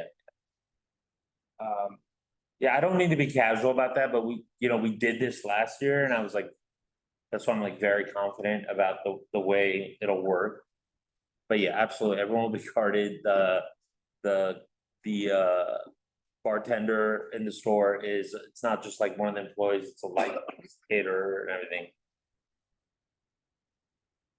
anyone else on the board have questions? All right, I guess we'll go to Laura. There's also someone in the room with you who wanted to speak. I cannot believe. I want to leave. Because it seems like you want the DJ on the sidewalk, you want the speakers on the sidewalk next to my building again. I had to leave my building. They constructively evicted me from my home. We're gathering information right now. This is not the business side. Being teenagers in the store giving beer to teenagers who are. Okay, thank you. They're blocking, We haven't voted on this yet. but everybody's. What am I doing? I'm just asking questions. Do it again, and it's like it's a done deal. What happened or Yeah. what's going on? Tell us what This happened. is the entire street. They can't block off the entire street. They blocked off the entire street last year. Yes. Please don't speak to me or look at me. I mean it. May I? They blocked the entrance to the entrance to my building, and they put the largest stadium speaker I've ever seen next to the door and to the freight elevator and the lobby door. And what it did was project all the sound and the bass. Don't look at me, please. Don't try to intimidate me into my building, so that my building was effectively a boom box for their speaker system, and they refused to move it. And they completely blocked egress into my building. Okay, thank you for telling us. Construction. It's an active construction permit. They have Saturday permits. The last time my building was under construction in 2009, there were 2 fires. The people, they're doing demo welding. And if there's a fire truck has to drive across the street. Emergency vehicles, including the fire trucks, cannot drive on Crosby Street when they have the entire street blocked off with a tent. Which is why they told me, oh, we can't, we're not gonna move, they're extremely nasty. Their security only tried to intimidate me. They don't work with the community. Saturdays doesn't have a bathroom anymore. I don't know what he's talking about. It's the fellow barber. I don't know why he's claiming that all of these people are gonna let people use bathrooms. They don't let anybody. I've lived there since 1979. I just never heard, I just can't. Okay, thank you for telling us. And their store is smaller than this room. It's a tiny store. This is, I mean, it's. Okay, thank you for telling us. And I wrote an email to the chairperson who's not here today about, please stop looking at me. I'm not looking at you, so I don't want you trying to intimidate me, looking at me like crazy. It's very rude. The people, I tried to get them to move the speakers last year, and they were nothing but nasty and trying to intimidate me. Yeah. And also, there's an alley which they blocked off, egress for Laura's building, and for the people in 39 Crosby, they blocked all of that. And you couldn't walk down the sidewalk. Thank you.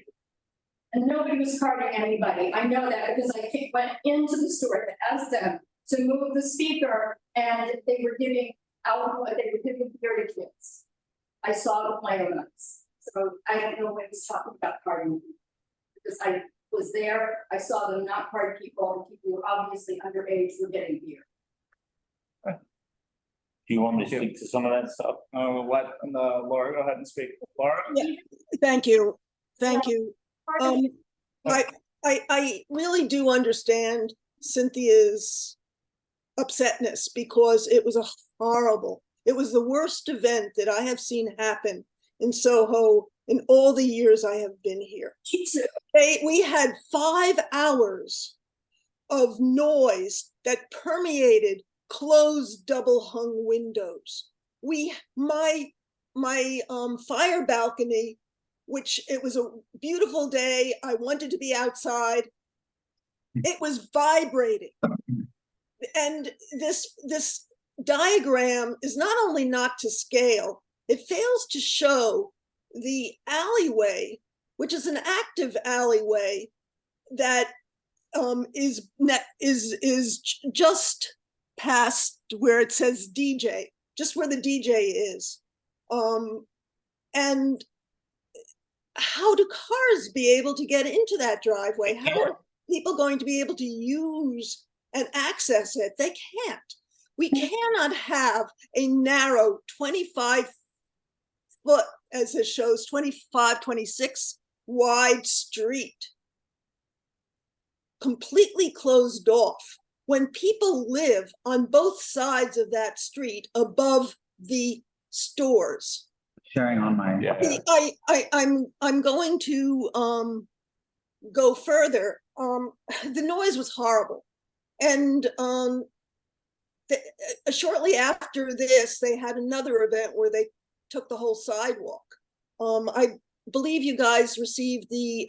I hope you received the email I sent, which showed the formal complaint I made with SAPO.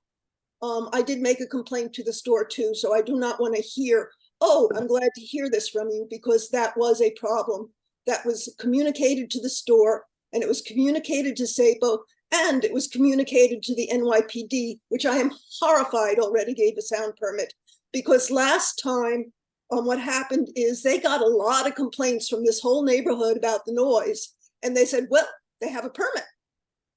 And so we lived with that for 5 hours.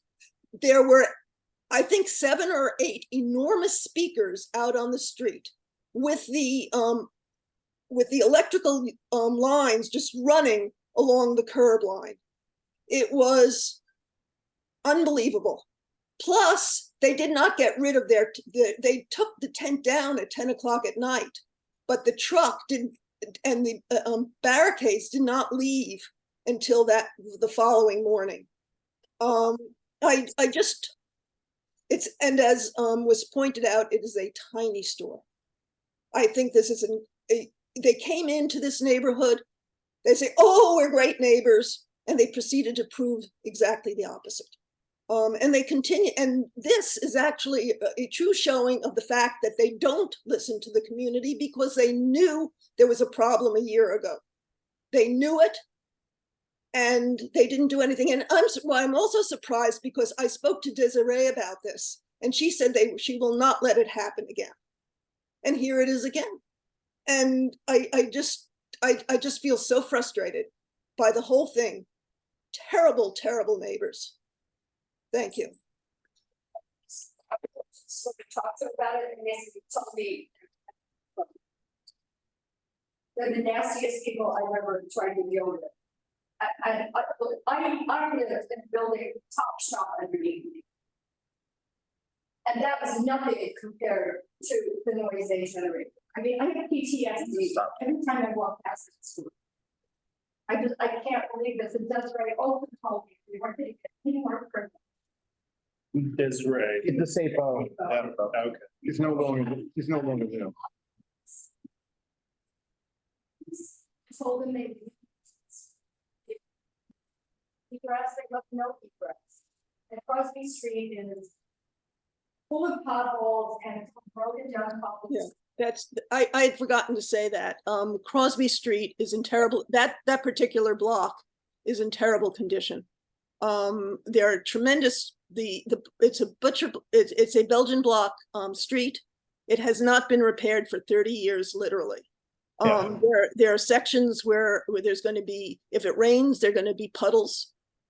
People will be trying to cross the street. They can easily trip and hurt themselves. It is a horribly, in dreadfully horrible condition. I've been trying to get the DOT to repair it. I just got a letter in response, 2 days ago, in response to a request I sent in May, which says they'll look at it. It's just a bad idea, a bad place, and a bad operator. Thank you, Laura. That's it. Thank you. Those are a couple of questions and comments. Oh, okay. Sorry, I had to step away from that. I have a somewhat urgent situation to deal with, but does anyone else want to speak, or do you want to continue handling the rest of this one? I don't know who's spoken. Take the rest on. Yeah. Anybody else from the public? Well, I have another question. Why do you need music? It's a block party. So, yeah. Okay. Sorry. With all due respect, you told me not to look at you and not to speak at you. I would like, hold on. We need to. There's nobody from the community. The community's invited. Believe me, not people from outside of Sylvan.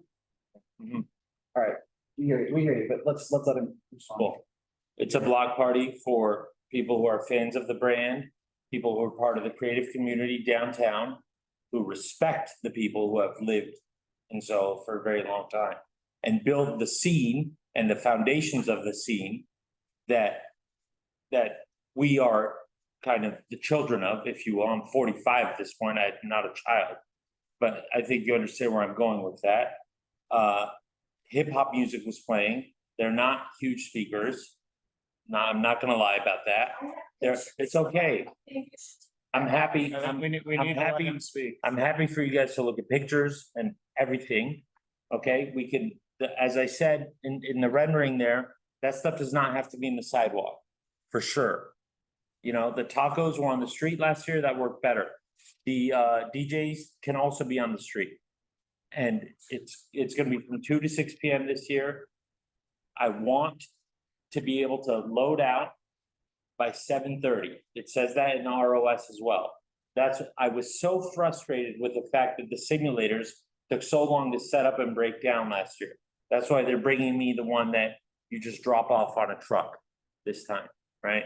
So. And Please, let them have it. Please, I'm begging. in terms of I'm begging you. in terms of the idea of serving teenagers, that is wholly untrue. Don't accuse me of lying. Okay. I saw them. You Am weren't I- there. I didn't see you there. Dai job with this, man. The bartenders are licensed and do not want to lose their license. This is their business. 24/7, 365. No teenagers are being served. You know, as I said, and it's not, the alcohol is not going outside, it's staying in the store. What other complaints were brought up? I can't remember. There was such a litany of them. Oh, no cars can go down Crosby when we have the event there because it's a block party. We just paid $25K to block off the entire street. We paid it this week. And then I received an email to come here, and I'm here. I'm happily here. This is not my first time doing an event dealing with CB2. It is my first time being in the meeting because, as I said, this is kind of a smaller, there's not a lot of elements to this event. And so like, I don't have a huge staff, so I'm here. Very happy to be here. Thank God, because I didn't realize that there were gonna be these complaints. In terms of, what was it, sound, drinking, blocking out, yeah, the street's gonna be blocked off. That's it. I'm sorry if the egress to the alley was blocked in any way. I'm sorry if anyone found people to be rude. I certainly work hard to make sure that people aren't rude towards anyone. Any resident that comes in is perceived as a guest of the event. So I don't see why people would be rude to that. I don't know, I can keep going, but. May I ask a question about the sound, the music? Absolutely. Is there a way to reduce the volume Or to not have amount the event or to make it less onerous? Because the complaint we're hearing from the two neighbors is that the sound was impossible to live with. Is there a way that could be toned down? Sure. It could be toned, actually, last year, one of the police came up to us and said, turn it down a little bit, we did. At some point during the event, right? I can't remember what time that was, I was running an event. So sure, it can be turned down a bit, but the idea is, it's a party on a street, you want people to hear the music. It is hip hop, it's very bassy. You know, so I'm not gonna say no to you, but I'm also not gonna give you a PR type of answer to this. We want there to be hip hop, soul, R&B, and this type of music at the event. And it's in the middle of the day. Thank you. All right. Any other commentary, Laura? You still, someone, go ahead. Yeah, I just wanted to again reiterate that this is a full street closure and there is both on the street is both an active alleyway entry. And it doesn't go through, it's not street through, so it's the only access in and out is onto Crosby Street. And also, as it does show, there is a garage that's used by in the building next door.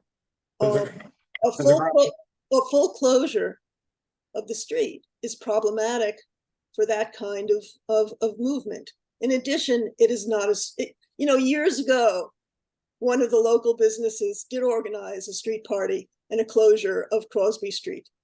He worked with the community, he worked with the residents. It was planned among all of us for over a month. We closed the street, we put out tables, we brought food in for everyone. It was a true block party. This isn't a block party, it's a marketing event. Call it what it is, it's a marketing event.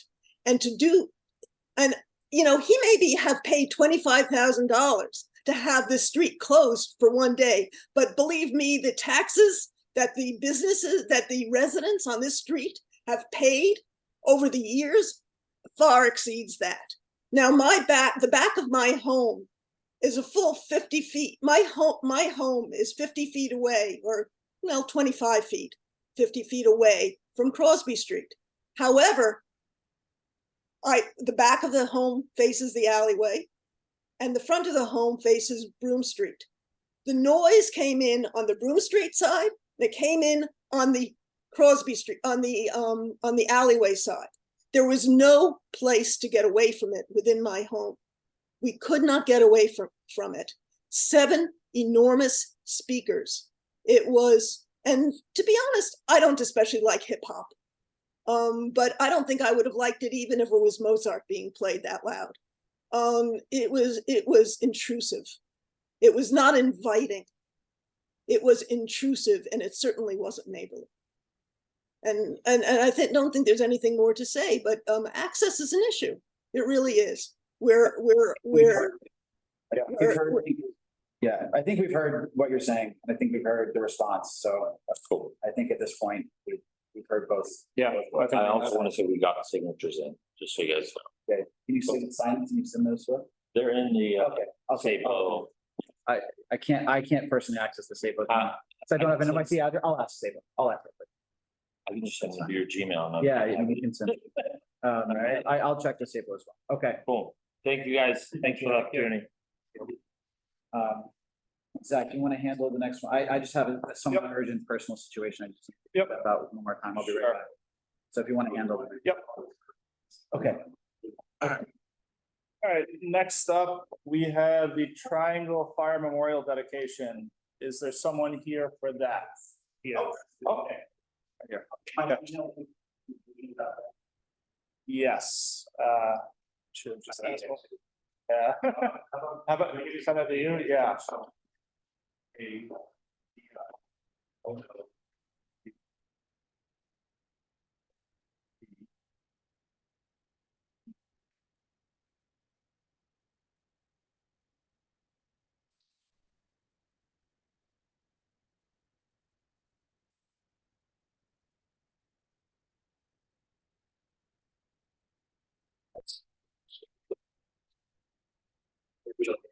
I'll leave it over here is probably the easiest for the mic, yeah.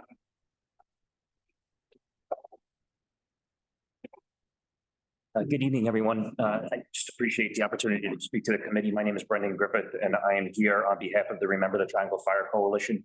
As many of you know, and I believe I've been in front of this committee and this board before regarding the annual commemoration. In 1911, 146 primarily young immigrant women were killed in a terrible fire on the corner of Washington and Green Streets, just east of Washington Square Park, in a building now owned by NYU. The Remember the Triangle Fire Coalition came into being at about the time of the 100th anniversary. Since that time, their primary focus has been the creation of a permanent memorial to those victims. That's coming to fruition, and the intention is an event on October 11th. It's separate and apart from the annual commemoration, but would largely mimic it to unveil that memorial. So the event itself, when you see on the floor, the site plan, very similar with a slightly different orientation than our normal staging. The intention is to have the stage on Washington Place rather than Main Street where it has been in the past, while still maintaining a 15-foot emergency lane. Additionally, to include a fire truck as we usually do. This time it would be on Green Street. The reason for the change in the staging is because we want to have more focus on the memorial specifically and not the building at large. The original application reflected an attendance of approximately 5,000. So the expectation is a larger footprint, and that's why the permit that we usually have is really just the intersection of Washington and Green. This one with the staging on Washington Place, we're requesting through Broadway. To be honest, this application was made in July. I think that those numbers are going to be considerably lower, but still, in the event that we do have good attendance, which is something that we're shooting for, we'd like to have that additional space should it become necessary. There will be sound. We have the intention of having an organization at the very least called the Labor Chorus, which sings, is retired union members primarily and sings various types of music. We have a person who's a New York City public school teacher who will be performing. I believe Roseanne Cash, the daughter of Johnny Cash, has said that she intends to perform should she be able. They're invited elected officials. The governor is, and the state has been a tremendous supporter of this memorial. The governor is invited to speak. The U.S. Secretary of Labor has confirmed, should the permit be approved, Julie Sue, the acting Secretary of Labor, I should say. I don't believe the mayor has confirmed yet. We have the intention is to bring in family members of victims from around the country to come and view the memorial. Again, the expectation is more people than the normal commemoration. The footprint is not to be much larger, with the exception, I guess, that's Mercer to Broadway. That's the additional block that we're asking. How many usually come to the event? Because I know this event been going on for years. Yeah, in general, we love the intersection of Washington and Green, so I would put that at somewhere between 300 and 400 people. It spills over. The footprint of this, I would say, is curb to curb. I have not spoken to the NYPD yet. My intention is to call Officer Smith from the 6th Precinct Community Affairs. We would have volunteer marshals who would be on the sidewalks, ensuring that there's no large congregation of people to allow passage from the buildings. The one exception to that, I think, would be this you see up there, the Ash building, now the Brown building. North is on the bottom of that. I'm not sure why I did that, but the sidewalk around the memorial, and I apologize, I didn't submit a picture of the memorial, but the memorial itself goes the length of the building approximately 3 feet off the ground. There is a reflective plate approximately 12 feet off the ground. There is a plate that has all of the names etched into it that then reflects down. So what you see, the etching is above your head, but what you'll see is reflected at approximately your waist. We would probably set up some sort of a line along that sidewalk, which would be a total block of that sidewalk, so that after the memorial, people can, view it. I don't expect everyone that attends to view the memorial, because at that point it's going to be up, and they'd be able to do so at their convenience. But I certainly expect a few people to do so. That would be the one sidewalk which is completely blocked. And again, marshals will be in place to move folks along, so that the sidewalks itself on Washington Place, on Green Street, Mercer, I don't intend to have any footprint. Those would still be passable by the public and by any residents. And West Forest going to be open the whole time? No closure there? No, no closure there. We wouldn't reach that. The staging, even the stage where budgetary issues are always a consideration. Remember, the Triangle Fire is a nonprofit, so what might have been a larger stage, I think, is going to be a smaller stage with the possibility of a screen on a future block so people can see. And as I said, there will be amplified sound. Right. The event is approximately 11 o'clock. There would be some performances, 11:30 or so. I apologize, I forget what I have in my run-up show. 11:30 or so, maybe 12 o'clock would be the start of the program, and it would go for approximately an hour. The one thing that we do at the annual commemorations, which we are not going to do this time around, is we read the names of all the victims, which can be time-consuming. Because the names are going to be on the memorial, we don't think that's a necessary component. People will be able to view them and read them themselves. So if the event's 11 to 12, how long are the streets going to be closed? I generally, and as I said, we're initially looking at a larger stage, so I had the street closure pretty early. I think I said like 5 a.m. I don't think that'll be necessary. My experience is I'd rather tell you early and show up later than tell you later and show up early. Yep. I would imagine 7 or 8 for our production team would be more than enough time for an 11 o'clock start. The breakdown, again, for a smaller stage would not be all that long. The street closure, I would guess, could open up then, although working with the NYPD and determining how a flow of people might still work with the sidewalk, that might mean a parking lane closure or something like that. And of course, I would, I don't want to rush the street opening while the staging is still being removed. But again, I give large windows. I would expect less people, less time, but. Questions on the committee? Question. Can you explain the memorial? What is new this year that was not there in the past? So the memorial itself has not been there. What has been there? Excuse me, what is the memorial? Please tell us. Oh, sure, yeah. So, it's slightly appropriate to discuss this on 9/11, where, we often say we never forget, but when my math is terrible, 112 years ago, in 1911, those women died. The only physical structure that, if you did not know that you were in front of this building, that showed you that it was, a plaque that you have to be a New York Knick to see. It was, 8 feet up in the air.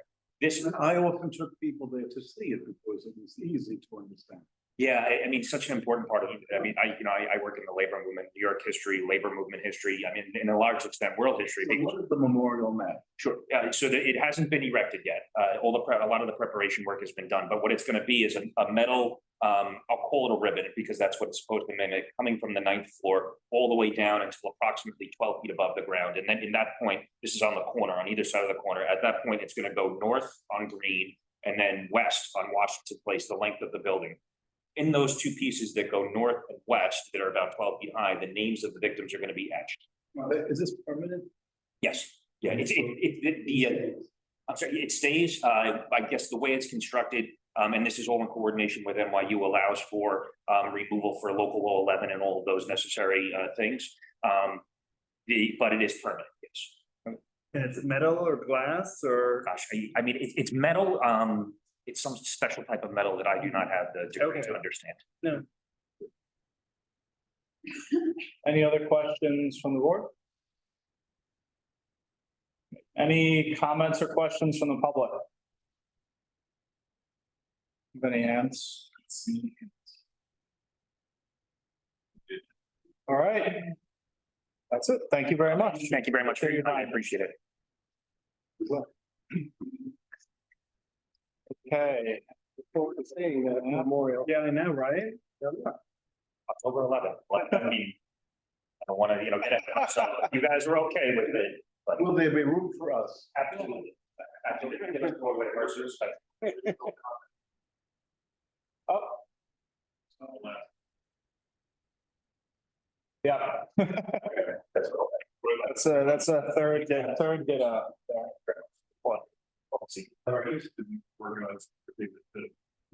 Valerie, I see your hand up. Who's that comment from? Does it say? Can we promote Valerie to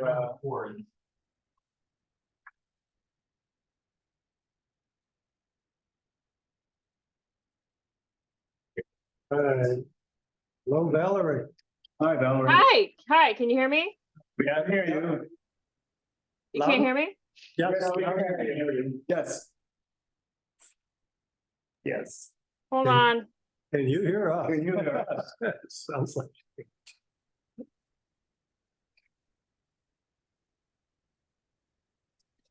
Whoa, what happened? Hey, sorry about that. You can hear me, right? I just switched my headphones.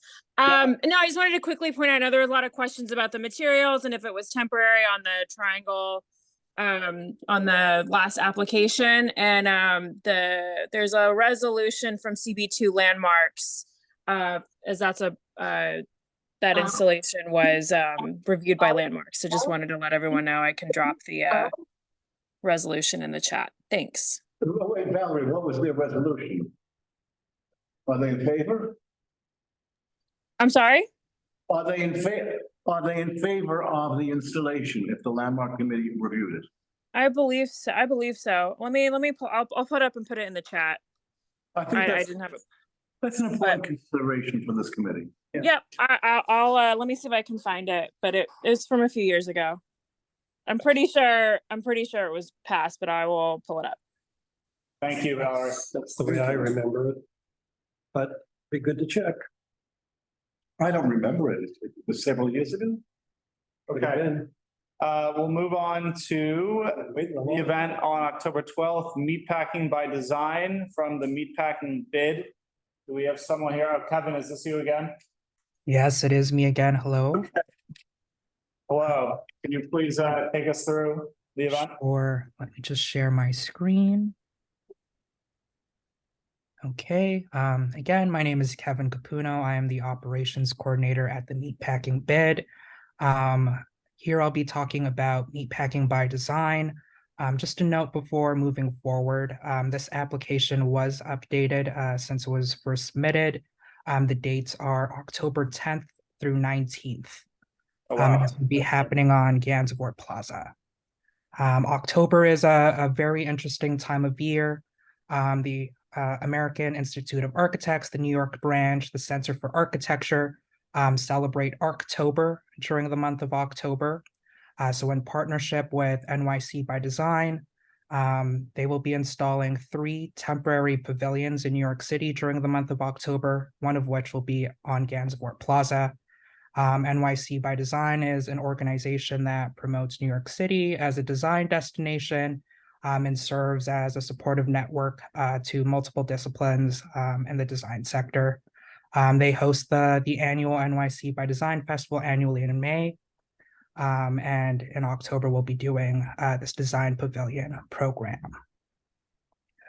So the pavilion that will be on Gansevoort Plaza is called Public Display. It is a large wooden structure with some seating elements as well.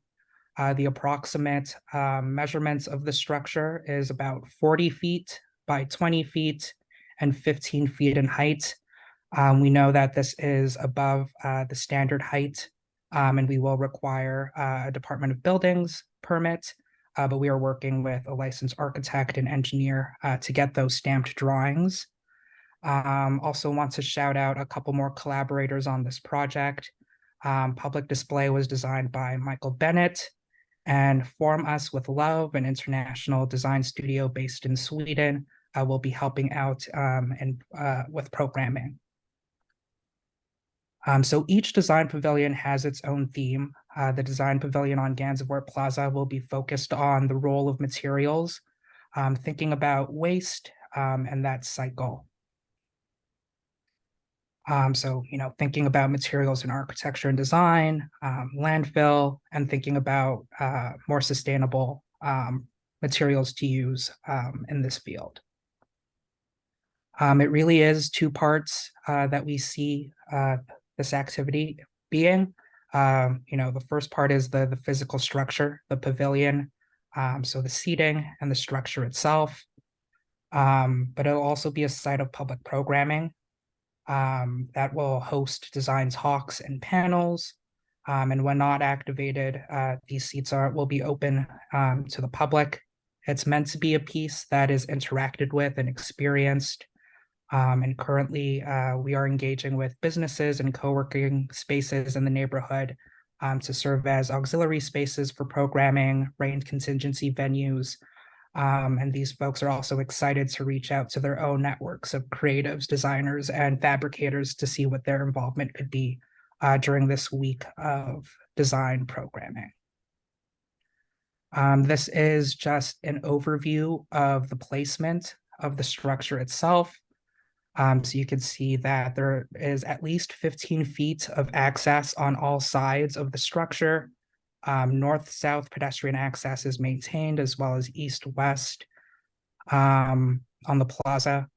We are working to have as much of the public furniture remain on the plaza while this structure is being built over the course of its live activation and during loadout as well. So this is a very preliminary schedule of what the programming will look like. We do expect 16 hours of build that is spread out over 2 days. This is to ensure that we're remaining respectful to our residential community and workers of the district.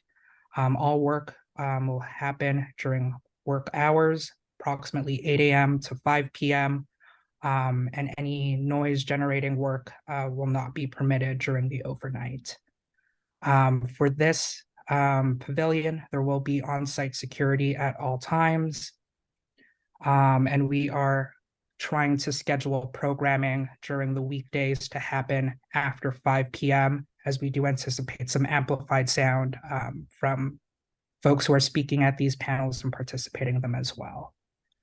To give an overview of what kinds of talks and panels we are currently proposing. The first one happening on Saturday, October 14th. We'll talk about businesses and how they are developing and adapting new materials into their products. What is the responsibility that companies bear, and what is the responsibility of the consumer? The talk would be followed by a workshop where young females can interact with female entrepreneurs in this sector to gain inspiration and information. We are looking for more collaborators within our district and possibly also through education with our nearby schools as well. That is a quick overview of the design pavilion. I'm happy to answer any questions. Thank you. So just a quick question. You mentioned amplified sound. How loud are we talking? Is it just people speaking through a microphone, no music? Anything No else? music.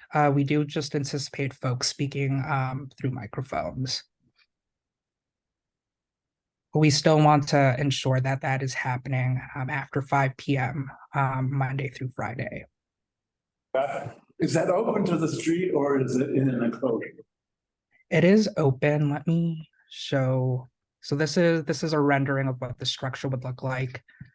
So it is open to the public. And all is able to join these talks. We plan on promoting each one, and that'll be free and accessible to the public. And is there seating? So the structure itself contains a number of wooden benches, and then we also plan on utilizing plaza furniture should we need to. And what percentage of the plaza is being used for this event? I'm not sure the exact percentage, but I would say less than 50% of the plaza is being utilized for the structure. And again, we plan to maintain our normal level of public seating available on the plaza. Thank you. Okay, so I certainly appreciate the design quality of your presentation. And it's one of the longest events that we have heard in a long time. I'm not sure of the dates. I thought I heard maybe setting up on Tuesday the 10th. Was that not? Yes, we're anticipating 2 days of load-in because we really want to spread that out to avoid disruption to our neighbors. So load-in will commence on October 10th through October 11th, and then open to the public October 12th. Okay, so on the attendance, 200 to 500, I almost have to assume that that's a daily count rather than for the whole event. Is that how it's calculated? That is how we envision it being calculated. These are very much curated talks and workshops. We don't really expect over 500 in attendance for one of these talks or workshops. Right, okay. All right, that makes a little more sense. So I guess we talked about the amplified sound, so that's all I got. Are there other questions from committee members or other members of the board? No, looks like no. Any questions or comments from members of the public?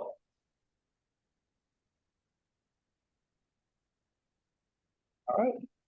Seeing none, thank you very much, Kevin. Appreciate your time.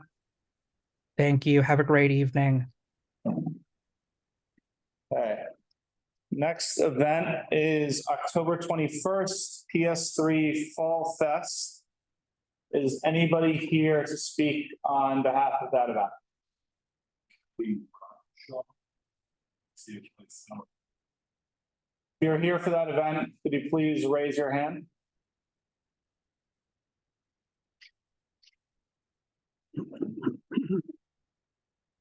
We scroll through and just see if there's anybody else. All right, I don't see anyone. No. Okay, so we'll move on to the next. The next is the Feastables Shopify launch. If you are here to speak on that, could you please, yep, looks like we have a hand raised in the attendees. Yummy.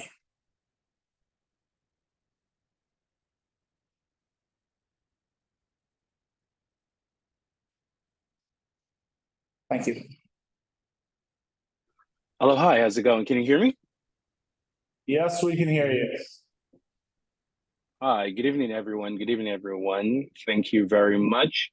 I also have a couple of my colleagues here with me as well.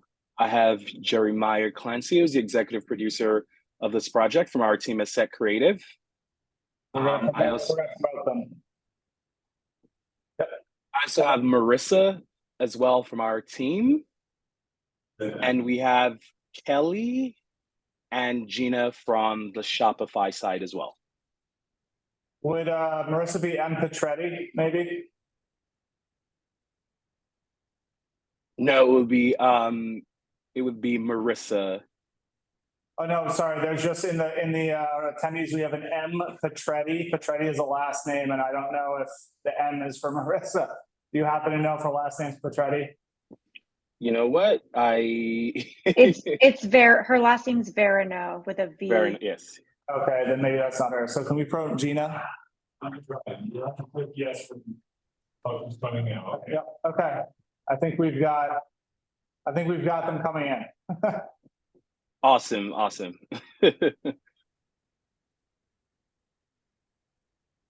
don't see Marissa anywhere. Okay, we don't see a Marissa, but I think we've got everybody else.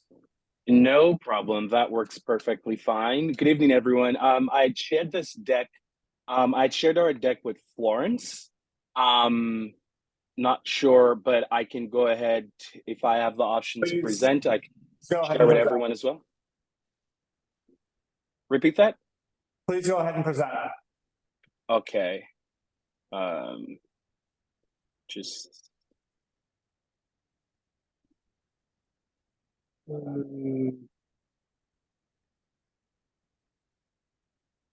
I don't have the privileges for that at this moment.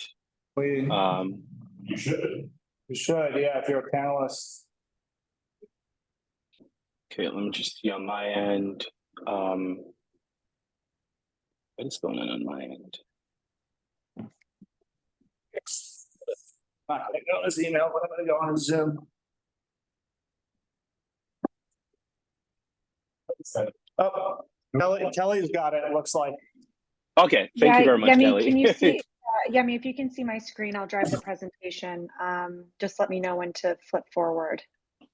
Yeah, it says Kelly is started sharing screen. But we can't see the presentation yet. Sorry. No? Let me try as well. Hi, everybody. Maya. All right, hold on. Third time's a charm, we hear. All right, let's try. Let's see if this works. Advanced. Wow, this is very complicated. I'm sorry, guys. No, I'm not able to either. Can you see my screen? Not yet. Maybe Kelly has to stop. Kelly has to control. Yeah, Kelly, if you can stop and then we can see it. Oh, yeah, we've got. There it is.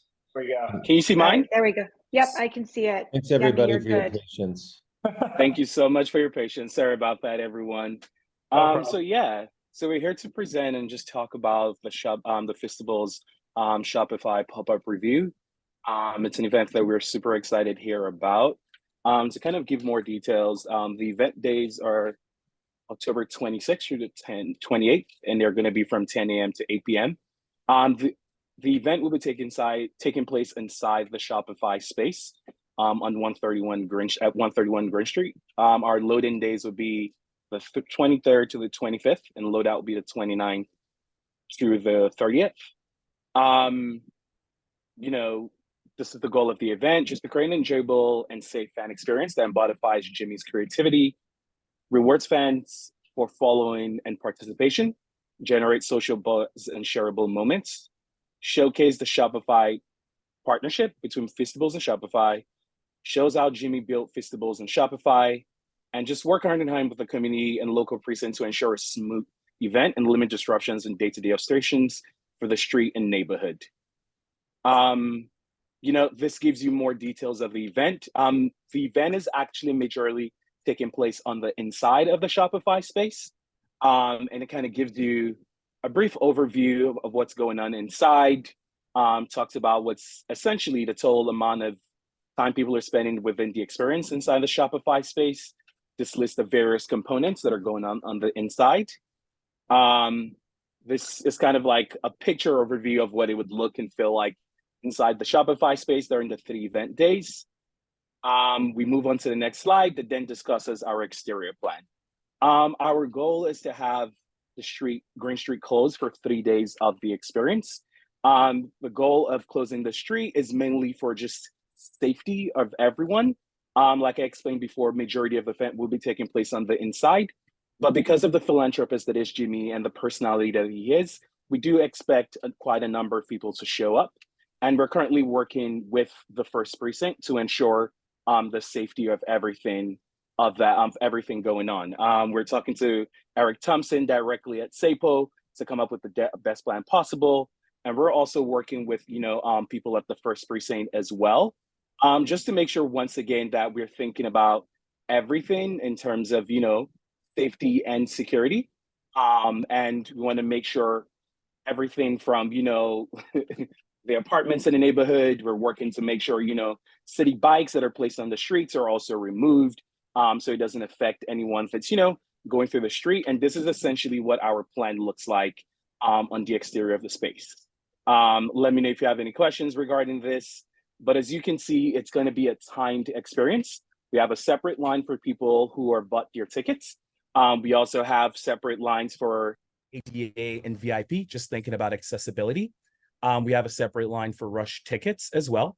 On the street, we have a public restroom, just in case people are waiting in line. Once again, just thinking about everything in that manner. Photo opportunity, which is just essentially a step and repeat in which people can take a picture outside. And that just, speaks to everything else. We're going to use NYPD barricades to block the street from Prince Street all the way to the end of the street. And we're also going to have rope and stanchions to kind of separate the lines for everyone as well. And the green indicates the guest entry points just into the lines and in and out of the Shopify space as well. We go on, this talks about more about the experience capacity on the inside. Approximately 10 guests per group. A new group enters every 10 minutes. It's 10-hour show days.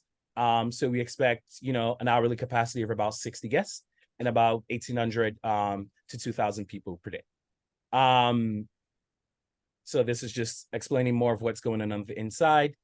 Scroll down here, talk about more of what's going on the inside to give you a general overview of what's going on inside. This would be a photo moment as well, and specify the photo up, which is just step and repeat in which people can take a picture in front of.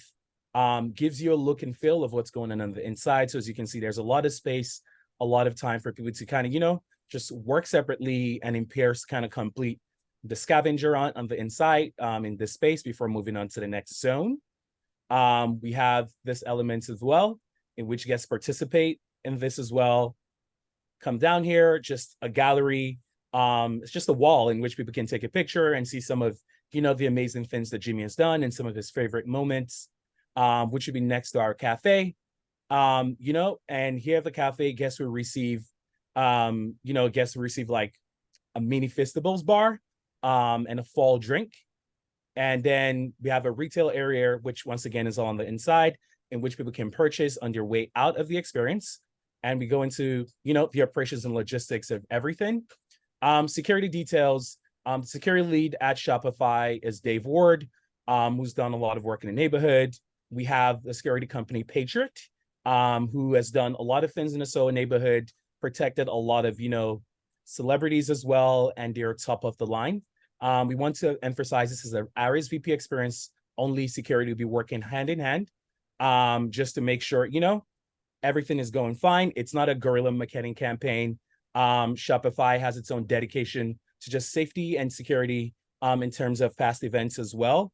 To kind of give you more idea in terms of like security, we're going to have 4 security guards outside of the Shopify space. We're going to have 5 on the Prince Street side. We're going to have 5 on Alston Street. We're going to have 2 across the street, and we're going to have 5 flowing throughout the street, just through the whole entire day. Once again, this is not just because we're creating something outside. It's mainly just to, control the crowd in case people show up that are not ticketed.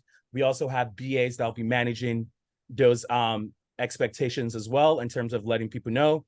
And this gives you a full overview of our additional safety security considerations. So we have a point of escalation plan that we're working on with NYPD, active shooter plan that we're working on with NYPD, and a stampede/riot plan. Once again, these are just standards when you think of everything in terms of safety, thinking of this day and age. So we want to make sure we're thinking ahead of everything possibly, but the best case scenario, which is everyone acts their best, and the worst case scenario in which, you don't really, you can't really control human interactions sometimes. We have staffing plan, civilian included security, that'll be inside and outside. We have BAs as well. That'll be able to answer any questions. We also have Jimmy's personal security. In terms of the street closure, once again, removing the city bikes on the Prince Street side for safety. Utilize a mix of bike racks and stanchions to control everything. We're going to show you that plan as well.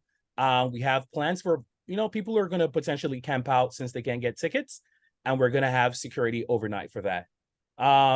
So yeah, and just to kind of give you more of everything else in terms of staff, we have, different badges that gives you different level of access as well, both inside the experience. More again on the exterior to specify, what NYPD is going to occupy, what Shopify is going to occupy, what is bike rack versus what is stanchion. Hopefully everyone can see this. Also, we're thinking about trash. We're thinking about recycling. We're gonna have additional cleaning staff hired. Cleaning service is gonna be hired as well.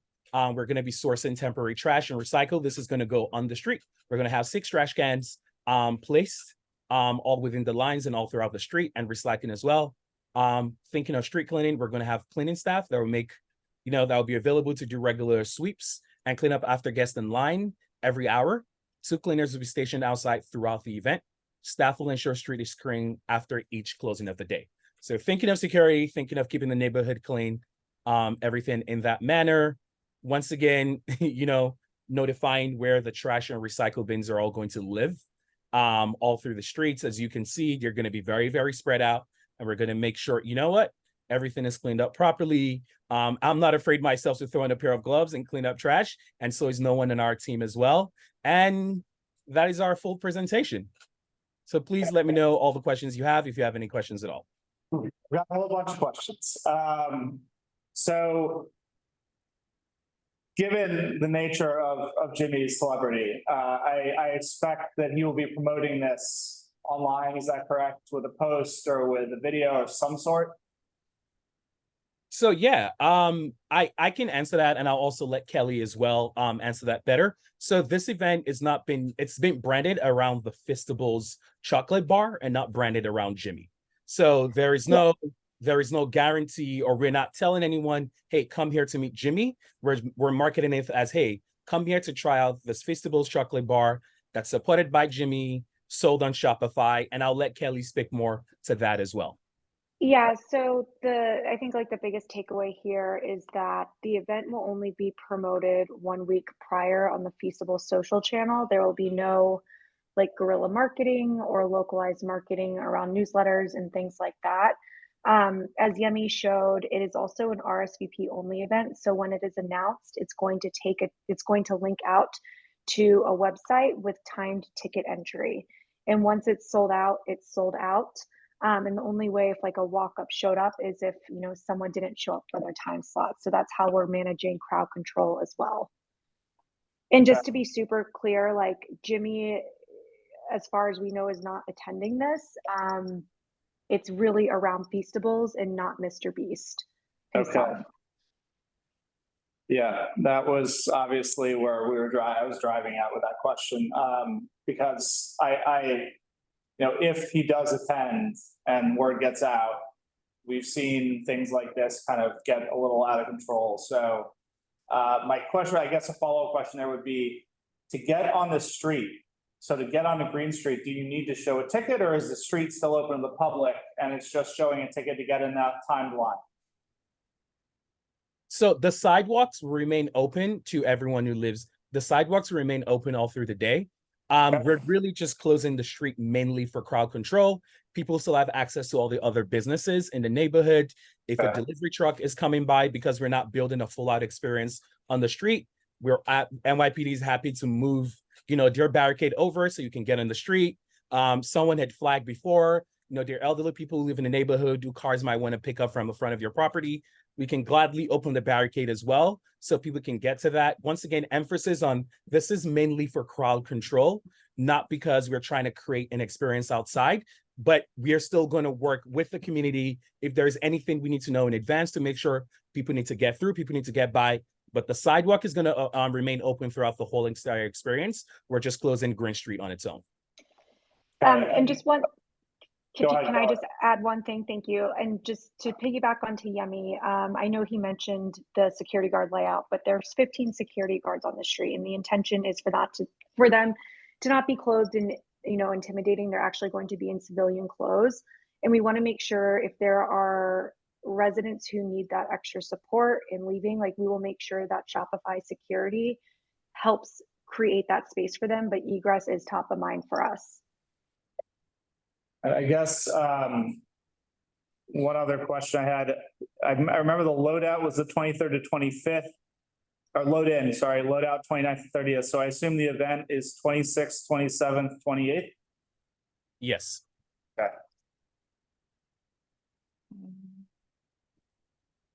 And we're also glad to share this plan with you as well, so you can take a look. And if you have any feedback on what we can do better do differently. We're very much open to that, and we want to make sure, you know, everyone in the neighborhood feels heard, seen, and we can make sure it's the safest way things can get done. If you could just, email us community board office, that'd be great. But I'll open it up to the other board members. Did I overhear you say that there might be people camping out in the street overnight if they couldn't get tickets? It's a possibility. We can't say yes and we can't say no. You know, consumer interaction is very, very, very weird. You know, I've camped out to see my favorite band. So people might decide they want to show up and camp out in hopes they couldn't get ticket online, but we're gonna emphasize you're only supposed to arrive 15 to 20 minutes before your ticketed time. But we're gonna emphasize that message. So yes, Jeremiah. Hey, everybody. Thanks for taking the time. I know this is a long one. I just want to kind of piggyback up for what Yemi said. We're really going to try to avoid any camping out. I think in the comms that go out via Shopify, you know, we're going to make sure that people understand this is a ticketed event. You book those tickets on the computer. It is not first come, first serve. This is not a sneaker reveal. We're going to try to keep it as orderly and kind of direct as possible. That's not something as executive producer I have any interest in. Yeah, it's like a snack. Camping out is something we would not. Camping is the first snack bar. It's because of the length masterpiece. To the way. So you had a question too, Brian. Yes, so it does seem like you're taking all the necessary precautions, but this is this front yard of the residents in that block. And you have superseded the length of time that you are encumbering this block, even from one of the previous applications that was very long, a week long. So I'm wondering how much outreach you have made to the residents on the block, what their reaction is, and what other accommodations you're making to make sure that the residents living there are not too inconvenienced. Sure, I can speak to that. I can speak to that a little bit. So we're working directly with the first precinct in making sure, you know, we can figure out the best way to get the message across. Like I said, we're working directly with SAPO and the mayor's office, and it's going to be posted. It's going to be posted and listed in every possible website that they run and they work with to make sure we're letting people know. Because the event is not going to be announced a week before, until a week before, we'll take it upon ourselves, you know, to go to the neighboring businesses. Spoke to, you know, Sean Sweeney several times this weekend, just in terms of, you know, possibly we can work together and distribute it to as many people as possible. But the goal is, once again, to continue to just amplify the message of what is going on. So we're working with businesses in the neighborhood. In terms of the neighbors, we wouldn't start making all comms until, you know, at least 2 weeks before. But once again, I want to emphasize, this is not any of we don't see it as anything as an inconvenience, because if you have a car, you want to go into your home, we will work with you to make that happen. This is strictly for controlling the crowd and the madness, if possible, that happens. Or we could get very fortunate and everybody behaves themselves, but we want to make sure we're thinking ahead of possibly the worst possible thing and the best possible thing. So we're going to work in making sure, and once again, we're presenting this way ahead of time. So if you have any ideas for us in which we can spread the message as well, we're glad to do any steps. We know flyers are not a thing that the community enjoys, so we would not be doing that for sure. But in any way we could spread the message across and you can work with us on that, we're glad to do it. And I'm glad to knock on every door, grab coffee with anyone that wants to understand more of what we're doing and more of what we're bringing in here. Well, I would say that you can't rely on just the websites, social media. You have to go to the buildings. You have to go and speak to, if there's a doorman, speak to the doorman.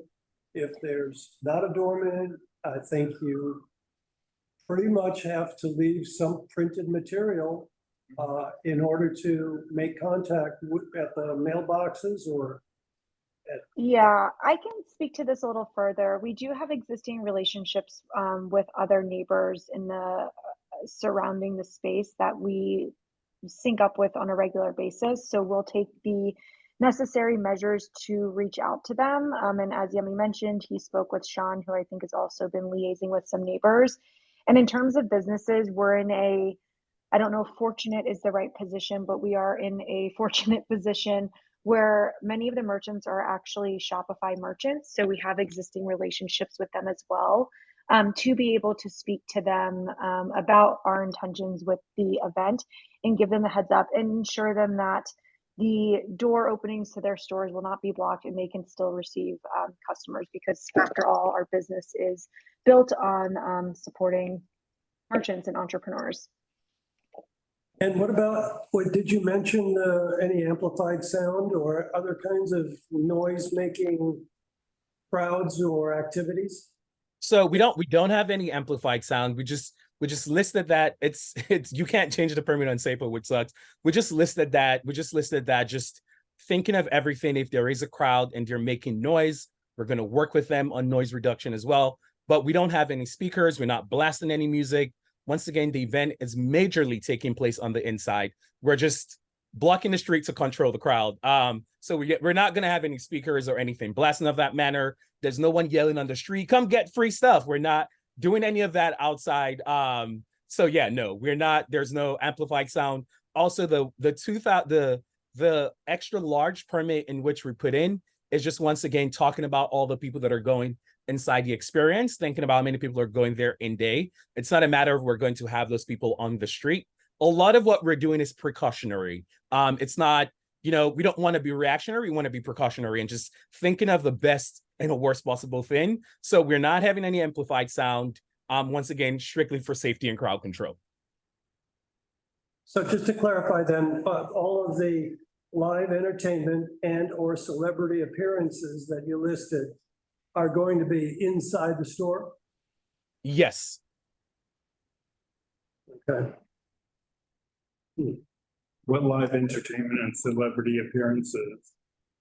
There is no live entertainment. It's just an experience, but I understand it's just an experience that people are coming to kind of check out. And once again, everything takes place on the inside.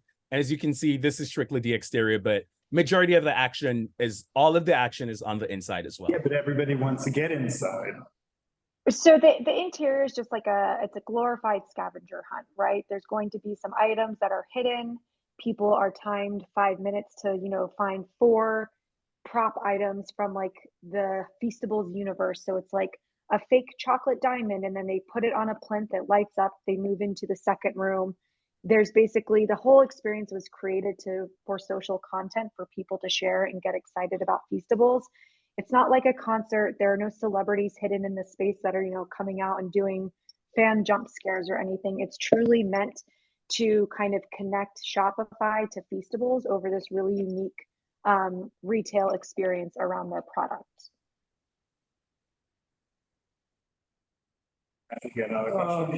Well, okay, but when you fill out an application and you tell us there's going to be amplified sound and you have to have a sound permit, and you're going to remove the bike stations, and food and beverages will be sold and distributed at the event. It seems like you're saying yes, but it's not going to be outside.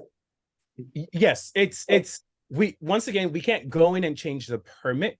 The permit was filled out by someone who, doesn't have the most vast knowledge of the process, but all of that, everything that's taking place is going to be on the inside.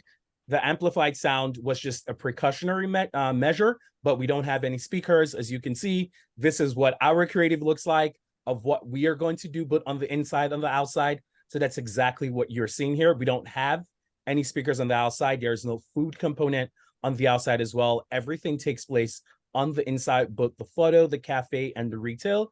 The only thing that's really outside is just stanchions, line, and a photo moment in which people can take a picture in front of the step and repeat. Other than that, everything else is on the inside. I've reached out to SAPO to make amendments to the permit, but unfortunately, that's not something that can be done. But majority of everything is taking place on the inside. So there's no food outside. This is literally what's going on the inside right here. Up on Okay, the outside here. just one more clarification then. Sure. So Go ahead, please. If the outside setup is so simple, and so I see nothing that would take 3 days to set it up and 3 days to take down, if it's all that minor on the outside. So we're asking for the 3 days from the 26th to the 28th. It's not for a setup. It's a 3-day experience in which people are getting to experience something by someone who they love. If a lot of people show up on the first day, they're the people who get in, they speak about how amazing it is. Word of mouth spreads, more people might show up the next day. It's really just to control the crowd that's flowing on the street. It's not because we're setting up anything on the outside. It's really just for crowd control. Just anticipating if a lot of people show up, we can control what's going on rather than if there's cars going by and there's a lot of movement of different things, we can't really control that. But the experience is happening on the inside. It's going to happen either way. We just want to make sure if there are lots of people who show up on the outside, we can control that for the safety of both the event, the neighborhood, the community, and everyone that's involved, including the attendees. So that's all we're thinking about. It's not because of the setup and the breakdown. It's just for the event days when people show up. If they do show up in packs, if people decide to come with their friends. I really want you to just think about just if people show up in herds, if we have barricade stanchions and everything set up, it shows we're ready to create some kind of decorum. We have signage that explains, hey, you have your time ticket, go to this line. If you're hoping to get a ticket, waiting this line. If you're someone with, ADA needs, you can go to this line. We have people there that will assist you. You want to use the restroom before you get inside. Here's a public restroom for you to use.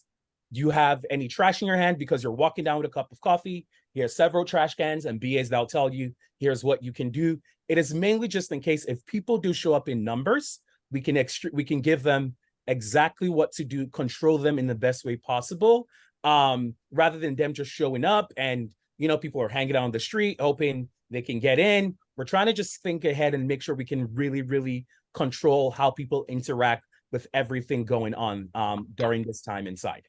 Well, thank you. I mean, that explains very well the 3 days of activation on the 26th, the 27th, and the 28th.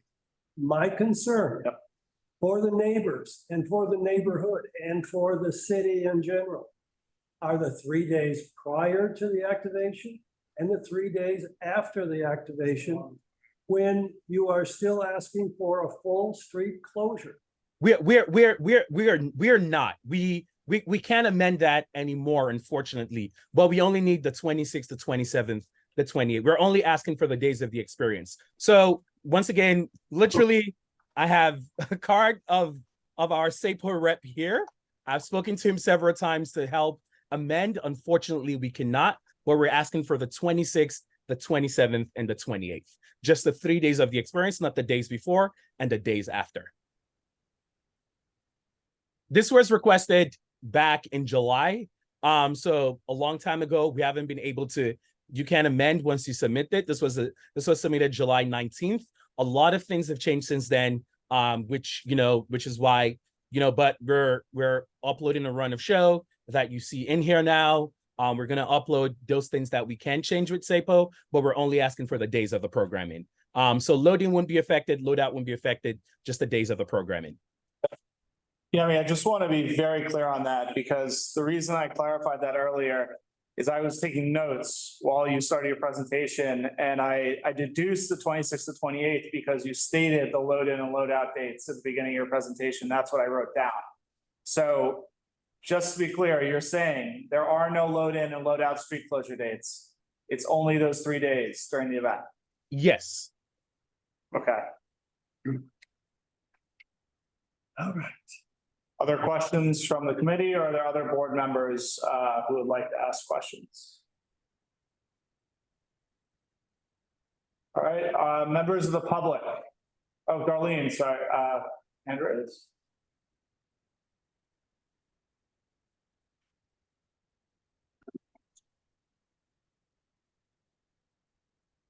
Darlene, please go ahead. I think you're on panelist now.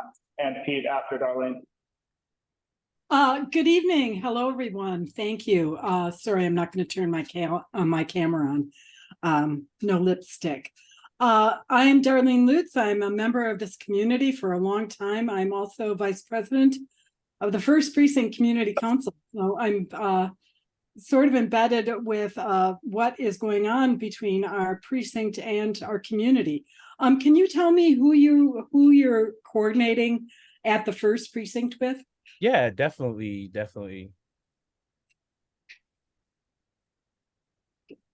Who?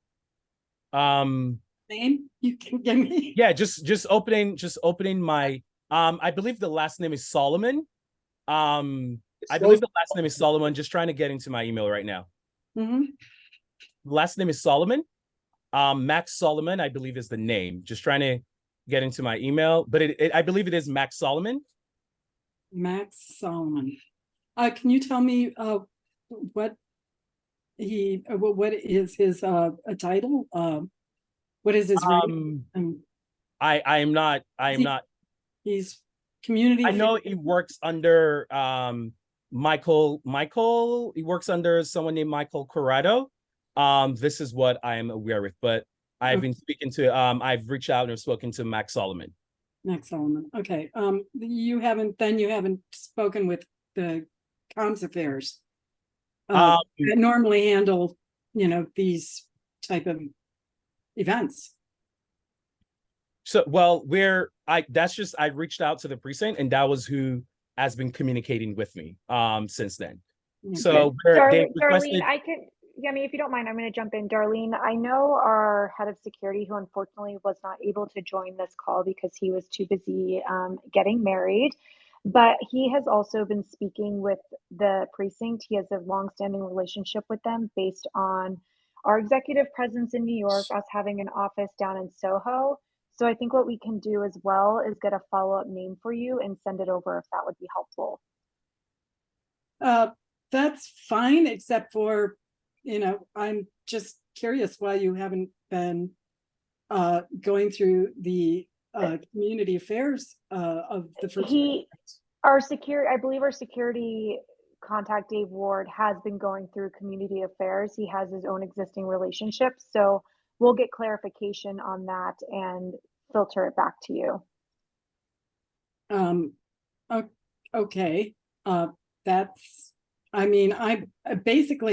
texting back and forth right now with the community affairs of the First Precinct, and they just don't know about this. So you've been dropping how closely you're working with First Precinct, and this is a massive event. So yes. Yeah, I've spoken to Max Solomon a couple of times. They asked for just to present a full. We haven't sent this deck to them. We haven't provided them with all of this information that we're giving you right now, which was requested for. So I will be getting that information over to them and hopefully be moved to community affairs, but we have not presented this plan to them yet. This was a plan that we worked on solidifying over the last week. And once, Dave gets back, we'll be sending this plan over to them just to make sure we're all foolproof and good to go. Well, you're presenting, in my view, you've been presenting it like the First Precinct is totally on board with this. They're copied, everything is good to go. And obviously, we're concerned about the security of our neighborhood because, we're kind of cognizant of what happened in Union Square. So, you've got a YouTuber with a massive following, and this is ripe for a lot of issues that can result from that. So, you're here selling to the community that this is all buttoned up, and I'm challenging that from the policing side, that it's not. Most definitely, like I mentioned, I've reached out to them to begin communication. We just haven't presented this plan to them, in which that is the next step. But I have spoken to Max Solomon, who is fully aware that we're going to be putting together this activation, reemphasizing that the purpose of street closure is not for an activation to take place outside. It's for crowd control. We were asked for a safety and security plan in which we're going to present to them as well. And that is the next step in which I was communicated with and what we need to speak to that. Okay. All right, I think we have Donna, sorry, I think has raised her hand, so I think we're gonna go to, can we promote our panelists? So.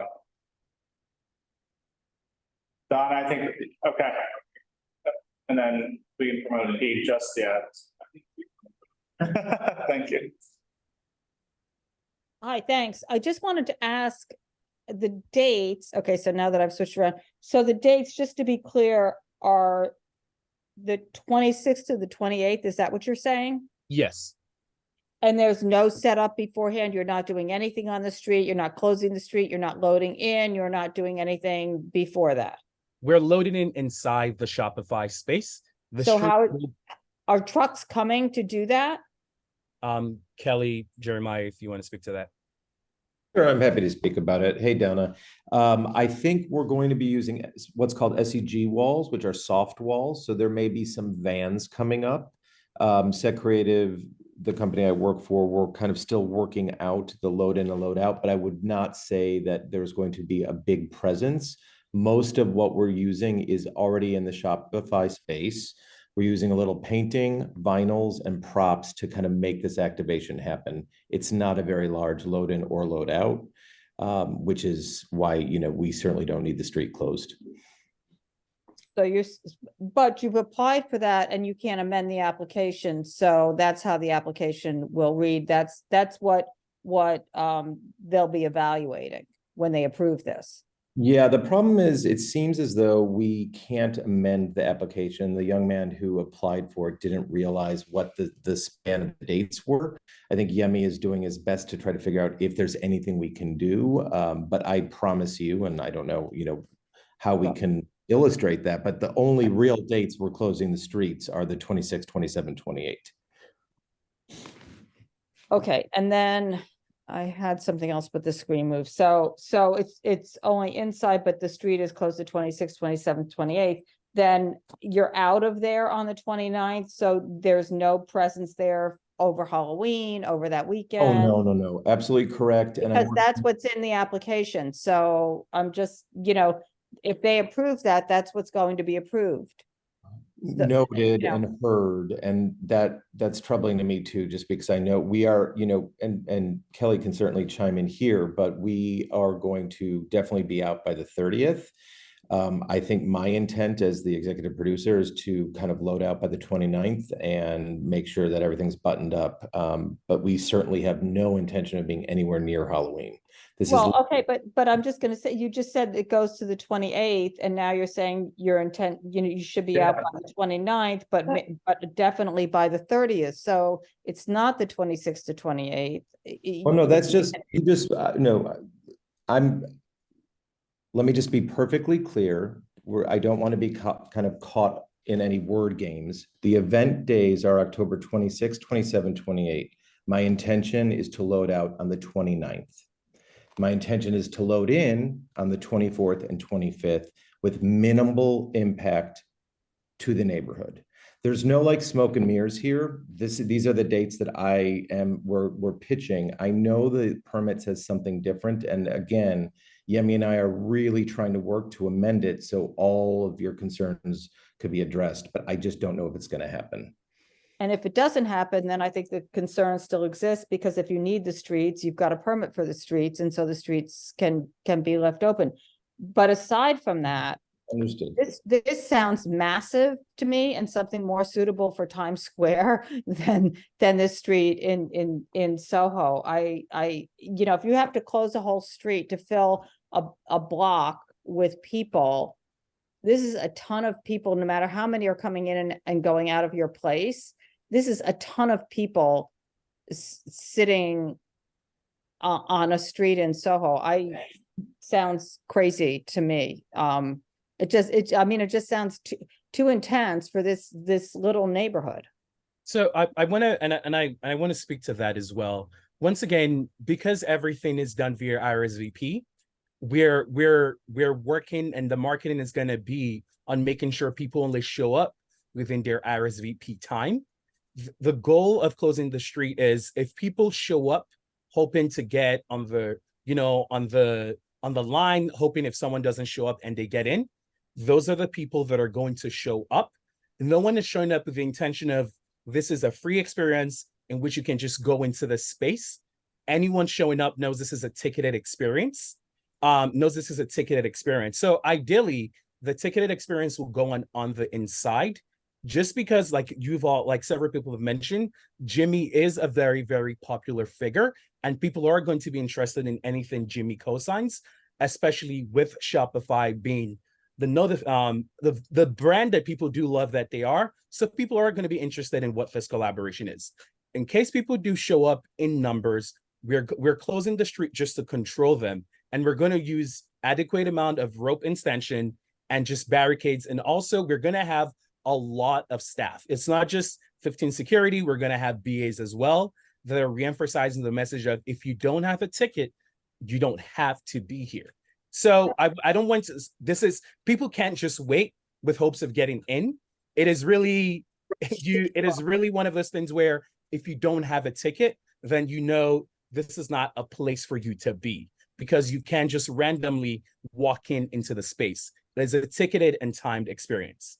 So I understand what you're saying, but you're closing the street for all those people that don't listen to what you're saying because you can't control what people do.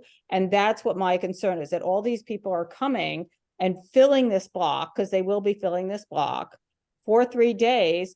While, I understand, who you're letting in, how you're doing that. You're doing your best to try to manage the time thing. So, but you can't control, with somebody influential like that, who's going to show up to just try to get a picture, whatever they're getting. And you can't make people leave. It's a public street. And therein lies the problem with it. It's not I'm not saying about your timed entry or anything like that. I'm saying having somebody that will bring this many people into this kind of a street seems problematic to me. No matter what you do, it's hard to control what the public is going to do when they know that this is going on. And that is my concern about it. Not everything you're putting in place to try to make it run smoothly, but everything outside of that, because you can't tell people not to come. Thank you, Donna. So I think we'll go next to Sean. Yeah, thank you, Donna, because you sort of were saying what I was thinking. Yeah, I spoke at length with Yami over the weekend. I actually was trying to figure out ways to stop it at Shopify, to prevent Shopify from opening up that day. And I think the creative, the promoter, really made a bad decision to choose Shopify or to choose that location. Donna, I think you said you should go to Times Square. I was going to suggest maybe a big warehouse on the west side, or I don't know where, but this is the wrong place to have it, because even with all this wonderful crowd control, I think you're sincere. Okay, I just want to give that's all I want to say. It's a really bad decision. Maybe you should postpone this a month or two and find a better, more suitable, maybe someplace with a wide boulevard, but this is the wrong location. It's so outrageous. Well, it's so outrageous that first time in 30 years, the community board actually emailed me to notify me about this event. So that's how I want to say to the creative team, that's how shocking this is. It raised hackles at the community board. And also Shopify has not been a very good neighbor anyway with their prior events. Oh, and one thing I do want to recommend, if you don't listen to my advice, our advice, and you do go ahead, if you do have a line, don't have it next to the buildings. Please have it on the curb, because that's a big, big problem. We can't get out of I spoke to you, Yami, about that. Okay, just a little bit of facts. Jimmy, also called Mr. Blast. Mr. Beast. Whatever. He is the number one influencer on YouTube. He has 182 million followers. Oh, God. Yep. That was So massive. even if 1/10,000th of 1% of his followers show up, you're going to have 18,000 people there. They did have an event. He had a hamburger opening or something. He opened up a hamburger place in a huge mall in New Jersey. 2,000 people. It was in the New York Post. 2,000 people camped overnight. And when the iPhones were opening up across the street at Apple, they had people lining up as well. And it was miserable. We couldn't speak. We couldn't sleep.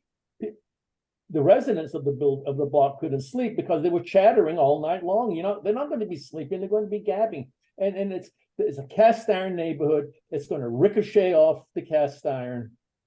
And we have wooden windows from the 19th century. They let noise in. So that's a big problem. But I could, let me say, just, yeah. Oh, by the way, make sure you close by Halloween because we have the Halloween parade here and it's going to be packed. So whatever you do, get out of there by October 31st. Now, my main concern was the closing because it's going to back up Green Street. I look out my fire escape every Saturday and most Saturdays, and traffic is backed up from Prince Street, from Houston Street all the way to Canal. So when you close Green, you're going to cause basically gridlock throughout Soho because the cars are going to get diverted on Prince. They'll block the intersections on Broome, the traffic going to the Holland Tunnel. So I did speak to the first precinct, Darlene, Officer Nick Iordanato. He called me back on Saturday after I spoke to Yami. And they were doing a crowd control, a similar event on Spring Street between West Broadway and Thompson. And only 200 people showed up, and it was a zoo. They had to call the cops in, and the local businesses were really, excuse my language, pissed off because they were losing business. And the police officer said they're paying high rents in Soho for what? For one event? For Candy Bar in this case? So I don't know what to do. I mean, if you don't close, there's going to be thousands of people. Let's be realistic here. If you don't close it's a Hobson's choice. If you don't close the street, there's going to be a Union Square. If you do close the street, there's going to be gridlock. So I really, really think you should really stop this he can wait another month for the Candy Bar and go somewhere else. This is not an NIMBY issue. This is a safety and a quality of life issue. So good luck, the committee deciding what to do. Thank you very much. Thank you, Sean. Valerie, I see another board member has their hand up. Yes, thank you. Thanks, Zachary. I just want to confirm that the applicant had said that the hourly capacity for this activation experience is 60 people an hour ticketed. Correct, yes. And that's from what, from 10 to 6 or? It's 10 to 8 for now, but we are willing to discuss hours, yeah. Okay. So 60 people for someone who people have quoted 60 people an hour max ticketed for someone with a social following of 182 million on YouTube, 40 million on Instagram, and like 80 million on TikTok, right? Just want to confirm that. 60 people an hour, thanks. Yes, that's correct. But the way we're promoting it is as a ticketed experience. So when it is out, it's out, and we will be encouraging people to not come. I mean, Jimmy is not coming to this. It is purely a brand experience. Thank you. Laura? Hi again. Briefly, I think Donna put it very, very well. It's just, it's just not appropriate for the streets of Soho. And I couldn't help but think to myself and compare it to the other interactive experiential marketing that's done on our streets, like the Museum of Ice Cream, which does only have ticketed, which is problematic for the people who live on Broadway. But they also have, say, 75 people an hour coming in with tickets. They don't have an enormous line, although they have a line outside. They certainly don't have to close Broadway or the street, and they don't have a photo op outside. And if this does go forward, which I certainly hope it doesn't, I would say definitely don't have a photo op outside. That'll attract people who didn't even know about the event or just walking by. And I think that's what the purpose is. It is to make as much of a fuss about it as possible. They have big signs, ticket holders only. Do that kind of thing. Prepaid ticket holders only. I think that to give people 20 minutes ahead of time, tell them to come 10 minutes ahead of time. So, try to reduce the crowds outside. It doesn't seem to me as if that's what's being attempted at all. Thank you. Yeah, Laura, thank you for those comments, and we're willing to work with you on those things. And if it's show up 10 minutes before, we would absolutely be happy to do that type of language around marketing materials. We'll have it as ticketed events only. We can, discuss removing the photo op. I think it's a need to have, a nice to have versus a need to have. So we'll take all of that feedback. Thank you. Thank you. Pete, can we try to promote him to panelist one last time? I'm good. He's there. Okay. Sorry, Pete. Go ahead. No, I'm good on audio, if that's okay. I think most of the neighbors have covered most of the concerns, but I'm just curious, two things. Yemi mentioned you just want to get the message out. After I finish both questions, if you could tell us once again, what is the message? And then if you didn't want to activate these millions of followers of Jimmy, or whatever name he goes by, why is it all through your application that it says a YouTube celebrity will stop by? He has a massive following. And then, you're on the one hand, you're waving the flag of this guy who will most likely bring crowds. But on the other hand, you're telling us, well, he's not going to turn up. We're not going to have him there. It's really not about him. So if you could clarify for us, which is it and what is the message? Thank you.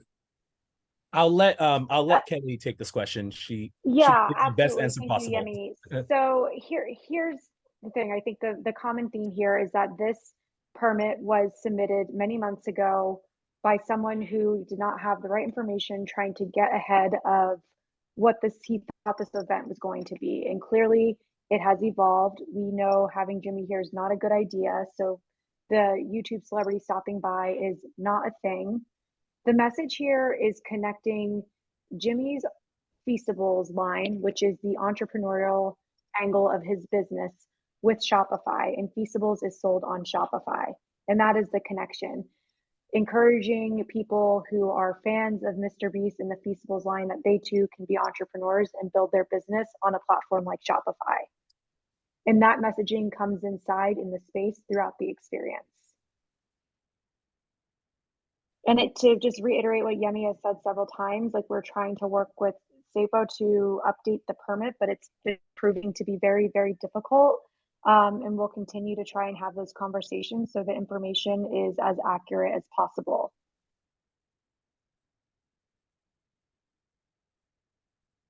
Okay. Sean, is your hand still up for a second comment, or? It is, yes. Okay. Yeah, this is in good faith to the promoters. I guess the assumption is this is going to be a positive thing for the brand. However, this could come back to bite you in the ass. For instance, the Jonas Brothers about 15 years ago appeared at the Apple store across the street on Princeton Green. There was no notification, and it was a zoo. Only a couple of hundred people showed up, but it was like Beatlemania on Princeton Green for about 2 or 3 hours. I'm pretty media savvy, and I got that in the press, and it was so embarrassing to Apple that they've never done it again. So if this goes to the press and there's a crap show there, it's not going to be good for your brand. So it might backfire. Be careful. Thank you, Sean. All right, I think that's it. And I think, thank you very much for coming and presenting. We appreciate when applicants come before the board. So thank you for that. Certainly. Thank you for your time. Yeah, thank you for Thank your you time. very much, everyone. Have a good night. I think we are done with the applicants because Donna, our last applicant, has withdrawn. So we are ready to go to the session. Sorry, guys. All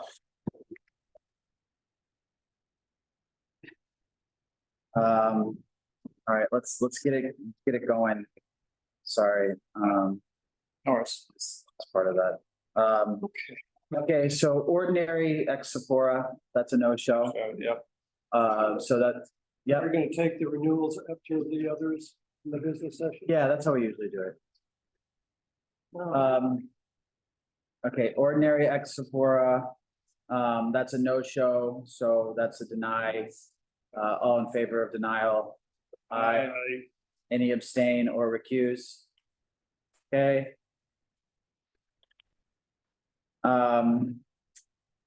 The second one we heard, technically we skipped, we heard the World Animal Protection 2023. I mean, this one seems fine for me.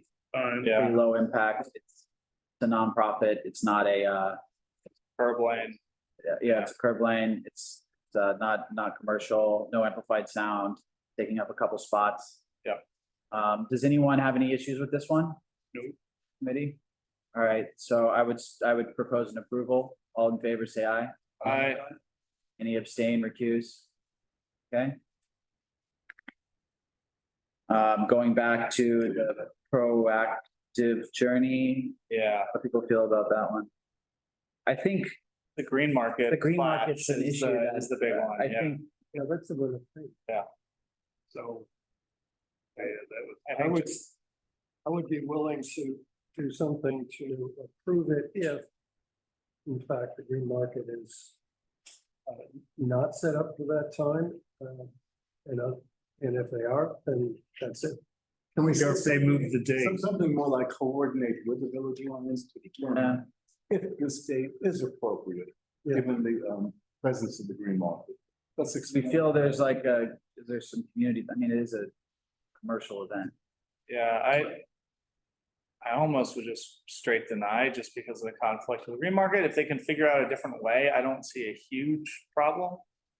Yeah. With it, but I think I would suggest just deny it, and then we can say why. We can just say, look, it's a conflict with the green market. We think, they should put more planning into it and coordinate with the bid, and they could theoretically come. I mean, anyone can come back. Yeah, yeah, I would agree. Does anyone disagree with that?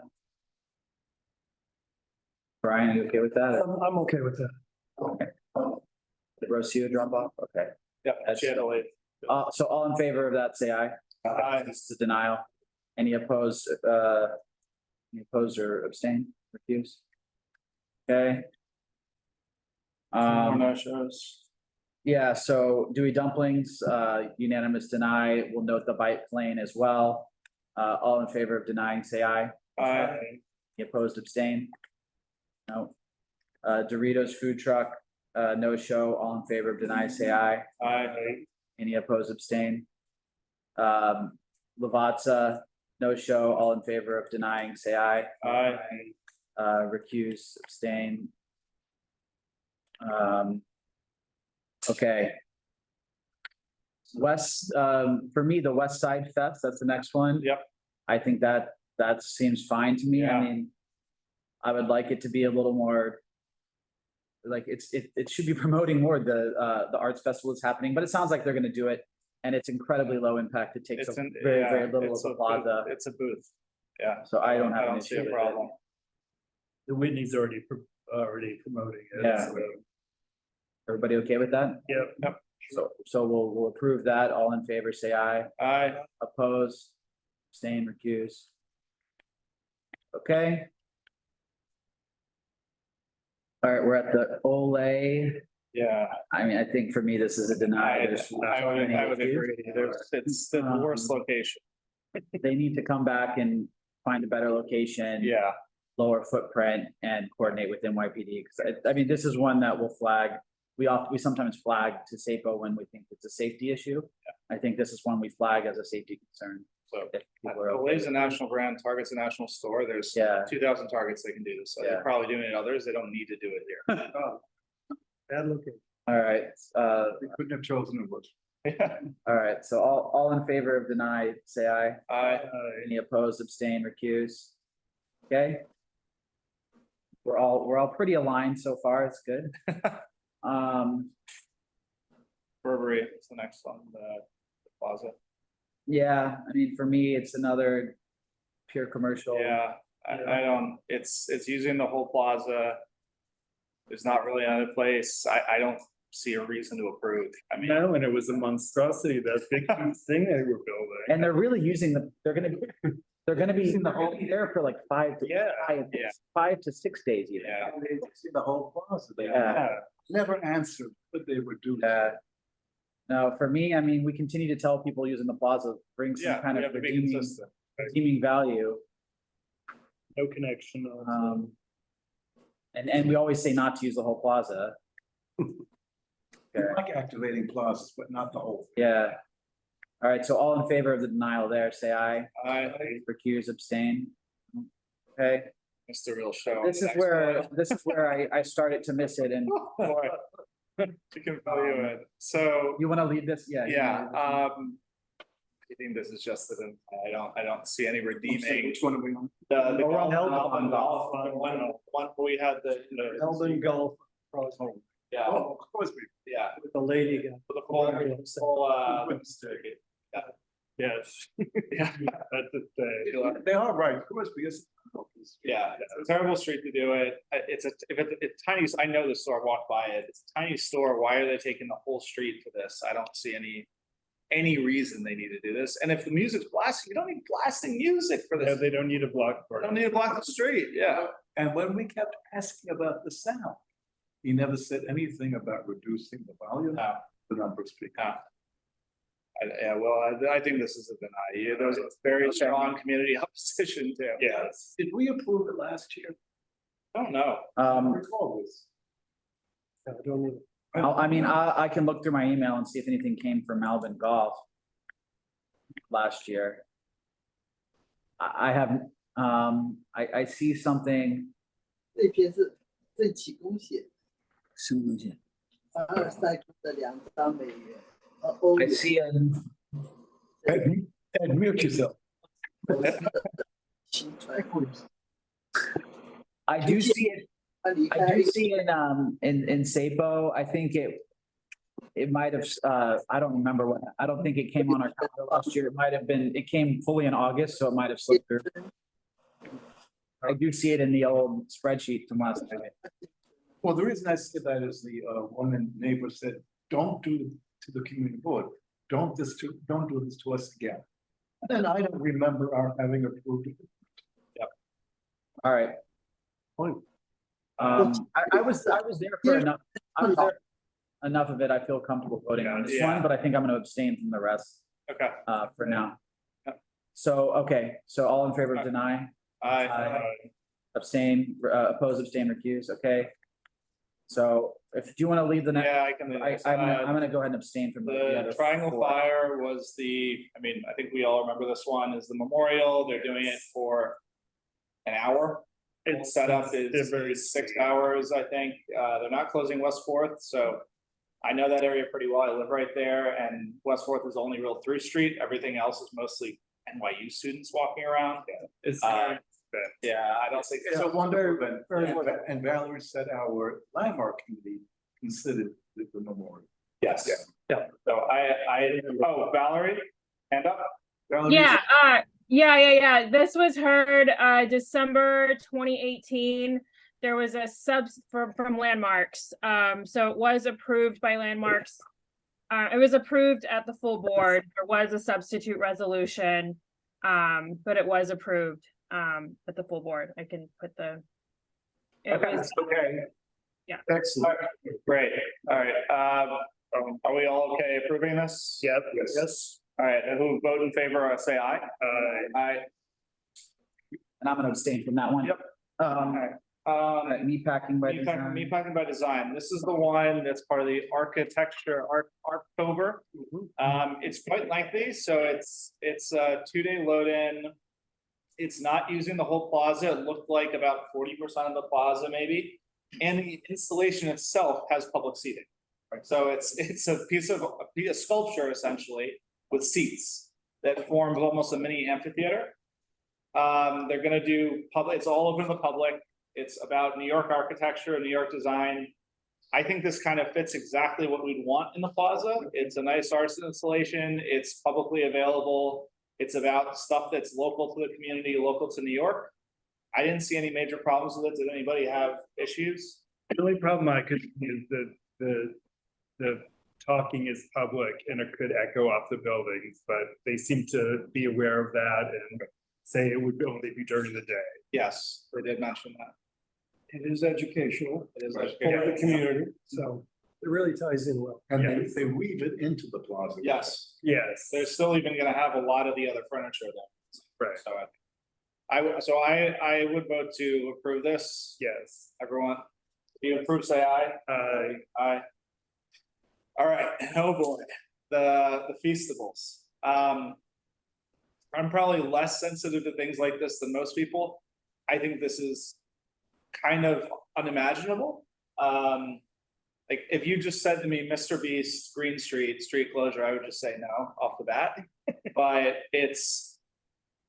they're closing a whole street for 3 days just for crowd control. I mean, I think that says enough. Yeah. This sounds like Union Square all over again. It does. It really does. Yeah. I don't know who said that. Sean said it somewhere. It's in my head too. This is Union Square all over. Yeah. Yeah.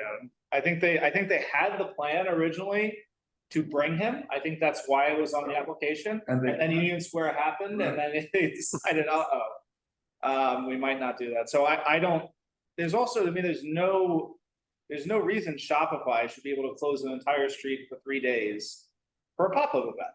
I still don't understand. Is it only for crowd control? And nothing else? It seemed like it was mostly that, and there was a photo op outside, but this is gonna attract a ton of people. It's gonna attract a lot of people.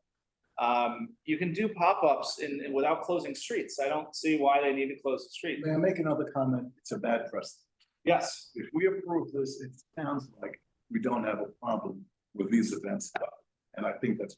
And it's in line with, remember, with the Museum of Ice Cream wanted to have their anniversary party, and it was similar and a block closure, and we said no to that. Right. Also because they wanted to bring a celebrity and influencers and all that, same objection, same idea. Also, they had claimed that they were working with the first precinct. Yeah, clearly not. Like he had 2 emails with the first precinct. Right. Like the way Darlene said, I'm messaging them right now. Yeah. So I think this is a deny. All in favor of deny, say aye. Aye. Aye. Okay. All right, so we'll step out, but I guess we have the FYI renewals. Do the usual thing. Does anybody have any call outs on here that they'd like to make? Objections to what are in the renewals? No, I did notice that the last item on November 11th, the Village Fall Fair, which is sponsored by Basilica of St. Patrick's Old Cathedral, Right. which is way downtown. It's not near Broadway and 8th Street or 14th Street. This is another closure of Broadway for 6 blocks long and in a busy pre-Thanksgiving time of the year. I know it's a repeat, it's a renewal. I think it's just bad planning, or just would like to see if we can begin to, or, throttle that kind of activity on Broadway. So that part of Broadway at least. I generally agree with you. I don't, so Will, we're on FYI renewals and we're talking about the Village Fall Fair, which is the St. Patrick's, Old St. Patrick. yeah, Old St. Patrick's. And Brian, I think you raised the objection of it being a full street closure for 6 blocks of Broadway, and if you want to. Yeah, and it's not close to the old cathedral at all. It would certainly seem like one of the streets near the old cathedral is a lot less busy and would have a connection. But I'm opposed to any of these street fairs on Broadway in that south of 14th Street. Yeah. It's very busy. It's Very good. Why don't Well, we the 11th, why don't we like calendar last that time. one for Yeah. next month? Yeah, Have them come in. Yeah. Does that work? We got plenty of time. yeah, we do have plenty of time. And I didn't. Do not suggest that they move. Yeah, nobody wants these street fairs. Huh? Oh, I see a comment for you. Yeah. Someone's asking for my email. It's my name at Gmail, but I'll put it in the chat. All right, am I still in the Zoom? Yep, so that's, I think without any other comments, do we all vote to approve on the rest of the FYI renewals? Voting, say aye, and we're gonna calendar the Village Fall Fair. Aye. Perfect. Okay, All right. sorry about that. I had something very, No problem. You have a good committee. good committee, A great committee and a great. and we have great, yeah, thanks, Zach, for taking No on problem. the second part of that meeting. Okay, do we have any new business? So, If you wanted to invite the executive directors to come to talk to us at some point about how much money from activation of their plazas. They discussed it on for the Village Alliance. Ever we want him to come. Yeah. Let's give him advance notice. But I know our calendar is very busy. Yeah. So, well, it's really up to you when we need to have that discussion. Yeah. It's not, it's not crucial, but it would be interesting information. no, what I'm hoping is that we can maybe find time to do next month is sort of this street activity extravaganza, i.e. where we discuss putting together, a more detailed book of policies, sort of a CB2, like robust book of policies, as we've talked about many times, but all these meetings go super late, and I don't think we're gonna have our best discussions at 10 p.m. after a long meeting. As we know, the calendar of street activities will slow down and we'll have more time. If like after next month, it's like nothing, we're still slowing down, not slowing down, then maybe we can find a time for a second meeting in the month. So we can talk about that, but I do really want to get that going, because I think we will save ourselves more time in the future, and we will deal with the situations where people are threading the needle between when our meetings are in the months, so we don't have time to review them. And so if we have sort of robust policies on that, then at least we have an official stance that we can have board it on. So I want to talk about that perhaps next time. And yeah, Laura, if you have a 90s policy to work off of, that would be great. I'll search for it too. So thanks for. What I have are photographs of it. It's not very legible. It was printed on legal sized paper. So it's a little hard to look at, but I had held 3 days of public hearings. We had special public hearings on street activities and street events back in the 90s. And on the basis of that, the committee and the board came up with a set of guidelines. One of which theoretically I suppose still exists because it was never overridden, is that no commercial, only charitable events. Interestingly enough, but it has to be modernized. and, it did exist. Yeah. Probably around the mid-90s. Okay, well, if you could dig it up, that would be great to take a look. I'll look for it. All right. With that, thank you everyone for your time and I will adjourn. Good night. Thank you. All right, has everyone gotten to see the new village issues, if you want to take one? I have that one. I got that. They've got a stack out here on the table at the front. Yeah, let's sign off. Okay. Don't get my Mr. BC. Oh, yeah. Go ahead.